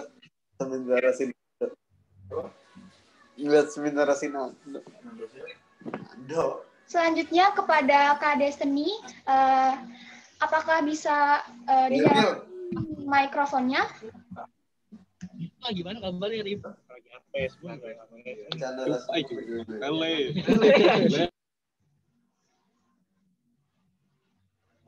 Kepada Kak Destiny. Halo.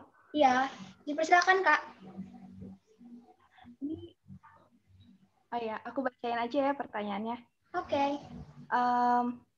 Ya, jadi saya di sini dari UNJ izin bertanya kepada kakak-kakak semua.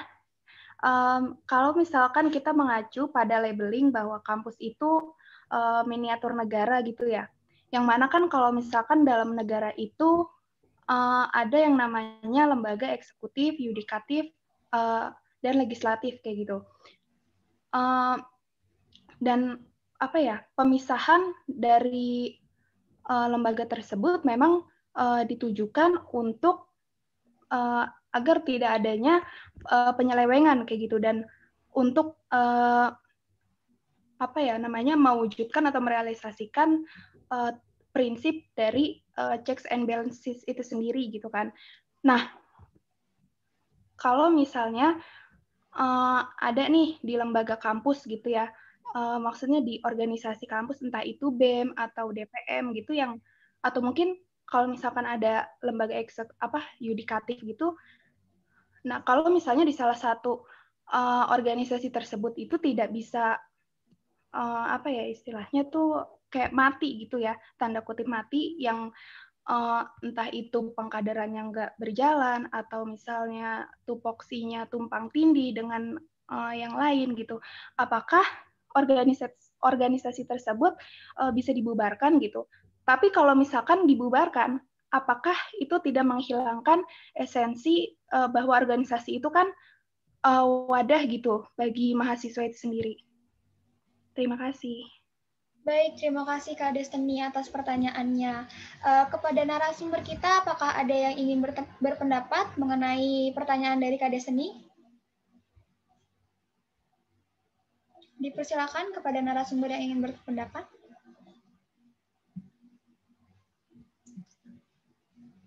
Dari Kak Haura atau Bang Maul atau Bang Nando sendiri, apakah ada yang ingin mengungkapkan pendapat mereka? Oke, aku dulu mungkin ya. Oke, dipersilakan Kak. Terima kasih. Terima kasih untuk pertanyaannya. Kalau menurut aku sendiri, untuk pembubaran organisasi internal itu secara teknis bisa, sangat bisa ya. Tapi ya benar kata Mbak siapa tadi? Benar kata Mbaknya tadi, bahwasanya memang sangat-sangat pasti bakalan realitanya pasti bakalan ditolak gitu, karena organisasi intra ini kan sangat dibutuhkan oleh mahasiswa ya. Entah itu mereka kepentingannya apa, mau mereka netral kayak mau mereka beromek, semua tuh butuh organisasi intra gitu, kecuali memang mungkin mahasiswa yang sangat-sangat apatis dan kupu-kupu gitu. Buat mereka nggak adanya organisasi internal itu nggak ngaruh buat mereka. Tapi kalau buat mereka yang aktif, yang netral, mereka butuh tempat berproses, butuh tempat belajar gitu. Banyak yang pengen manjang-manjangin CV gitu kan. Dan untuk mereka yang beromek, jujur ya, organisasi internal itu termasuk salah satu lahan basah untuk kaderisasi gitu. Makanya kemudian banyak yang sangat berhasrat untuk menjabat di organisasi internal itu kan sebenarnya salah satu alasan terbesarnya adalah untuk kaderisasi gitu kan, sebagai panggung lah gitu. Jadi kalau misalkan nggak ada organisasi internal itu mereka panggungnya di mana gitu, panggungnya nggak ada gitu kan. Ini sebenarnya kayak Hima Politik juga hampir pernah mau dibubarkan karena sebenarnya musyawarah besar itu nggak boleh lebih dari 2 minggu, dan tahun lalu itu udah hampir melewati 2 minggu. Pada akhirnya yang tadi saya bilang pemilihan Kahim itu bisa sampai dari sore ke pagi ke siang, itu memang karena dikebut, karena udah benar-benar hampir 2 minggu gitu. Dari Kaprodi itu mereka mengancam kalau misalkan 2 minggu belum selesai mubes, antara Hima Politik dibubarkan atau kepengurusannya itu diulang lagi gitu. Jadi nggak akan ada regenerasi. Itu kan suatu hal yang bisa dilihat dari forum, mereka semua tuh menolak gitu. Jadi karena mereka menolak, pada akhirnya mereka benar-benar ya udah deh cepet-cepetin gitu deh, cepet-cepetin biar jangan sampai dibubarin gitu. Cuman kemudian itu menjadi suatu nilai bargain yang tinggi untuk kelompok-kelompok yang pengen menghancurkan rezim itu gitu. Karena mereka pengen rezim itu hancur, ya udah dilama-lamain aja mubesnya agar kepengurusan ini tuh nggak diterima LPJ-nya dan bubar aja gitu. Itu menjadi salah satu pisau bermata dua sih yang bisa dimain-mainin sama tiap kelompok kepentingan. Kayak gitu sih kalau dari aku.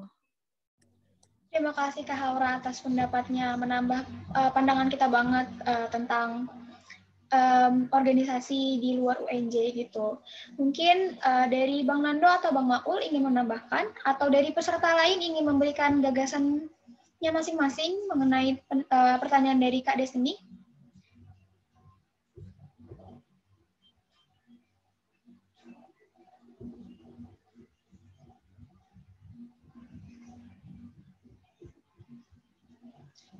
Baik, mungkin kepada Bang Maul ya Bang, untuk memberikan pandangannya mengenai pertanyaan dari Kak Destiny. Dipersilakan kepada Bang Maul. Oke, saya coba jawab. Ini ya, coba menanggapi pertanyaan dari Destiny gitu ya, mengenai organisasi internal yang dibubarkan gitu. Sebetulnya pembubaran suatu organisasi itu harus melalui mekanisme gitu. Karena kan yang kita tahu hari ini itu kan suatu organisasi itu dibentuk melalui mekanisme gitu kan. Dibangun atas dasar mekanisme dan juga dia itu terhubung dengan sistem. Dia punya sistem sendiri. Yang ingin saya katakan adalah ketika mendirikan suatu organisasi dengan sistem, berarti pembubaran ataupun membatalkan, membekukan dan segala macam itu juga harus melalui sistem atau melalui mekanisme gitu. Jadi tidak boleh yang namanya satu organisasi internal atau eksternal itu dibubarkan dengan misalkan langsung mengeluarkan SK dan segala macam. Gitu. Saya kira hal tersebut tidak sesuai prosedur. Gitu. Nah, dengan pembubaran organisasi sendiri, saya sebetulnya sepakat dengan apa yang akhirnya ditanyakan gitu, dan juga tadi mungkin sudah dijelaskan sedikit oleh Destiny gitu mengenai pembubaran organisasi gitu. Ya mungkin betul apa yang dikatakan Destiny gitu. Kalau misalkan Destiny gitu ya, kalau misalkan kampus itu adalah miniatur negara dan segala macam, iya, saya sepakat gitu. Akan tetapi ketika ada salah satu lembaga ataupun organisasi yang tidak mencapai performa organisasi secara optimal, gitu kan, apalagi kekurangan kader, regenerasinya tidak berjalan dan segala macam, gitu kan. Lalu apalagi yang diharapkan, gitu ya? Apalagi yang diharapkan pada organisasi itu, gitu, selain dibubarkan. Nah, saya sepakat akan pembubaran, akan tetapi saya tidak sepakat misalkan dengan cara yang misalkan mengeluarkan SK lalu organisasi itu bubar dan segala macam. Harus melalui mekanisme-mekanisme gitu. Sehingga nantinya ketika satu organisasi itu dibubarkan tidak menimbulkan friksi baru atau misalkan permasalahan-permasalahan baru, perlawanan-perlawanan baru gitu. Kita lebih mengutamakan gitu ya, dialog, komunikasi dibandingkan akhirnya mencabut SK secara sepihak dan segala macam gitu. Ya kalau misalkan masih ada organisasi yang dibegitukan atau masih ada misalkan universitas yang seperti itu, berarti universitas tersebut sangatlah tidak demokratis gitu. Menurut saya ya, tidak demokratis karena sekali lagi gitu, demokrasi itu sistem. Demokrasi itu sistem gitu. Yang di dalamnya terdapat satu mekanisme-mekanisme yang mengatur secara khusus ataupun secara umum. Jadi ketika misalkan mendirikan satu organisasi itu didasarkan oleh mekanisme, jadi pembubarannya pun harus seperti itu gitu. Mungkin itu jawaban singkat saya untuk pertanyaan Destiny. Baik, terima kasih Bang Maulana atas jawabannya. Bagaimana kepada Kak Destiny? Apakah jawabannya sudah dapat dipahami atau ingin menambahkan?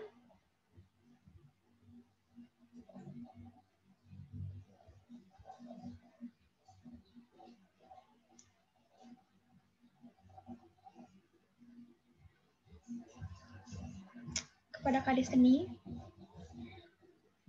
Oke, mungkin dari Bang Nando dulu ya, kita lihat pandangan dari Bang Nando mengenai pertanyaan dari Kak Destiny gitu. Pembubaran suatu lembaga karena tidak sesuai dengan tupoksinya. Menurut Bang Nando sendiri bagaimana, Bang? Oke.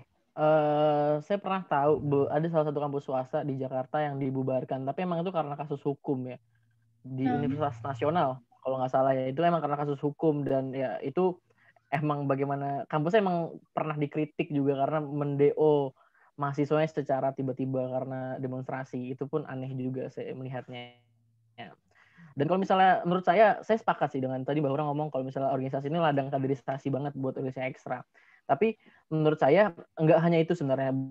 Organisasi ini pasti dibutuhkan oleh jajaran kampus, universitas, birokrat itu butuh organisasi. Selain mereka yang butuh, kita jadi mahasiswa pun emang membutuhkan. Banyak orang ikut organisasi bukan karena dia kader ini, kader itu, terus buat melanggengkan kekuasaan organisasi tertentu. Tapi mereka emang pengen mencari pengalaman, pengen mencari wadah di sebuah organisasi. Menurut saya itu akan sulit sih untuk membubarkan sebuah organisasi, itu emang sulit. Emang butuh mekanisme seperti Bang Maul yang bilang tadi kan, emang butuh mekanisme yang akan rumit. Dan kalau misalnya misalnya ada mosi tidak percaya dari mahasiswa terhadap sebuah organisasi, yaitu sebenarnya celah bagi oposisi buat masuk. Pembubaran itu bakal sulit terjadi kalau memang organisasi itu memang benar-benar dibutuhkan di kampus. BEM mungkin menurut saya dibubarkan seperti di UNAS mungkin karena kasus hukum. Jadi ya itu sih pandangan saya. Baik, terima kasih Bang Nando atas tanggapannya. Karena Destiny juga sudah puas dengan jawabannya, maka akan kita lanjutkan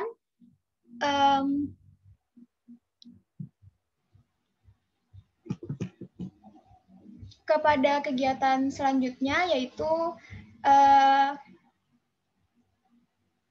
closing statement ya. Terima kasih kepada teman-teman semua. Tidak terasa gitu. Diskusi pada siang hari ini sudah mencapai ujungnya gitu. Seru banget diskusinya, masukan banget untuk demokrasi di UNJ sendiri dan terutama di Prodi PPKN. Selanjutnya dari saya sendiri akan menyampaikan kesimpulan yang dapat saya ambil dari diskusi pada siang hari ini, yaitu menurut saya pelaksanaan demokrasi itu selalu dijunjung sebagai cara untuk mewujudkan hak dan kewajiban mahasiswa sebagai bagian dari lingkup kampus itu sendiri. Akan tetapi dalam pelaksanaannya dari tahun ke tahun, evaluasi yang diberikan masih belum mampu untuk diselesaikan dan seakan-akan memang sengaja untuk melestarikan budaya yang ada gitu. Bener banget nih ungkapan Bang Maul tentang kampus sebagai miniatur negara, karena sifat-sifat buruk dari negara dan penguasa negara itu pun juga dilanggengkan di lingkungan kampus gitu. Dan melalui 3 narasumber kita yang berasal dari kampus yang berbeda-beda, kita juga bisa memperkaya pandangan kita tentang kondisi demokrasi di masing-masing kampus, sehingga menghadirkan perspektif baru, khususnya bagi pelaksanaan demokrasi di UNJ dan Prodi PPKN. Untuk Dela sendiri, kepada pemantik Dela, bagaimana tanggapan Dela atau closing statement menurut Dela? Dipersilakan Dela. Oke, Dia, terima kasih.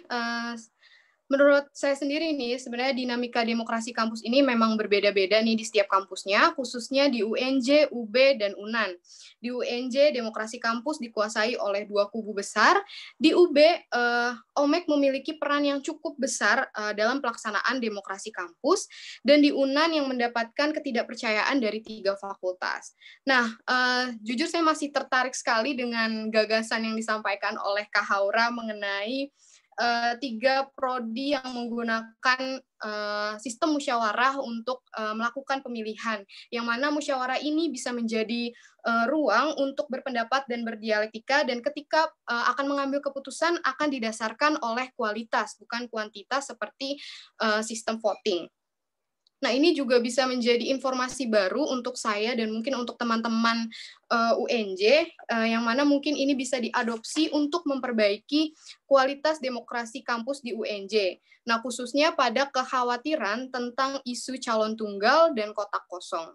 Nah, yang terakhir, menurut saya demokrasi kampus ini juga memiliki pengaruh terhadap pergerakan mahasiswa, yang mana hasil dari demokrasi kampus ini yaitu regenerasi sistem kepengurusan Ormawa-Ormawa bisa menjadi gambaran bagaimana pergerakan mahasiswa itu bisa berjalan di suatu kampus. Nah, mungkin itu saja yang dapat saya sampaikan. Oke, sebelum mengakhiri diskusi pada hari ini, kita bisa mendokumentasikan kegiatan ini dulu ya. Untuk teman-teman bisa dinyalakan kameranya. Baik teman-teman semua, disarankan untuk menghidupkan kamera karena akan diadakan sesi foto bersama.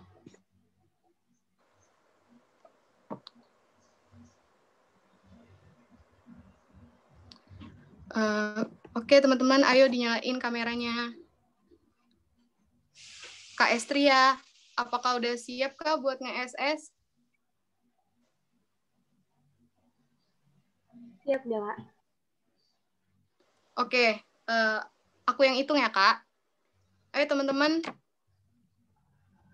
Oke, 1, 2, 3.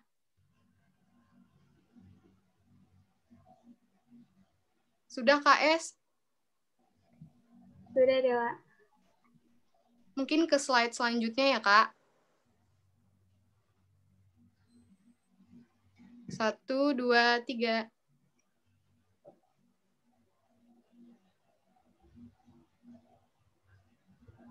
Apakah sudah semua, Kak Es? Sudah, Dewa. Ada berapa slide, Kak? Udah, cuma 2. Oke. Oke, terima kasih Kak Estria. Oke, selanjutnya teman-teman, saya ingin mengingatkan kembali kepada teman-teman, jangan lupa mengisi link presensi yang terdapat pada kolom komentar. Nah, untuk mengakhiri diskusi kita pada hari ini, saya Delia Citra dan rekan saya, Dia hari ini, sebagai pemantik, pamit undur diri dan mohon maaf sebesar-besarnya apabila terdapat kesalahan selama berlangsungnya diskusi pada hari ini. Tak lupa juga kami mengucapkan terima kasih kepada ketiga narasumber kami yang telah meluangkan waktunya untuk berbagi informasi terkait isu internal kampus masing-masing. Terima kasih semuanya. Akhir kata, wabillahi taufiq wal hidayah. Wassalamualaikum warahmatullahi wabarakatuh. Sampai berjumpa lagi di DWP selanjutnya. Terima kasih semuanya. Jangan lupa presensi yang ada di kolom chat, karena sayang banget kan kalau udah mengikuti acara ini tidak mendapatkan sertifikat. Kepada teman-teman yang sudah mengisi link e-sertif, dipersilakan untuk meninggalkan room. Kepada kakak-kakak yang sudah menjadi narasumber pada hari ini, terima kasih banyak atas waktunya dan kesempatannya untuk berdiskusi. Diskusinya keren banget. Terima kasih Bang Nando. Terima kasih Bang Nando, Bang Maul, dan Kak Haura. Terima kasih Bang Maul. Terima kasih ya kepada ya, makasih juga. Semoga di kesempatan lain. Dan terima kasih kepada audiens dengan keaktifannya. Betul. Terima kasih semuanya. Oke. Izin live ya, teman-teman. Ya, silakan teman-teman. Iya, Bang, silakan. Ya, teman-teman. Terima kasih banyak. Dadah. Bye. Ya, Busa. Stay safe semuanya.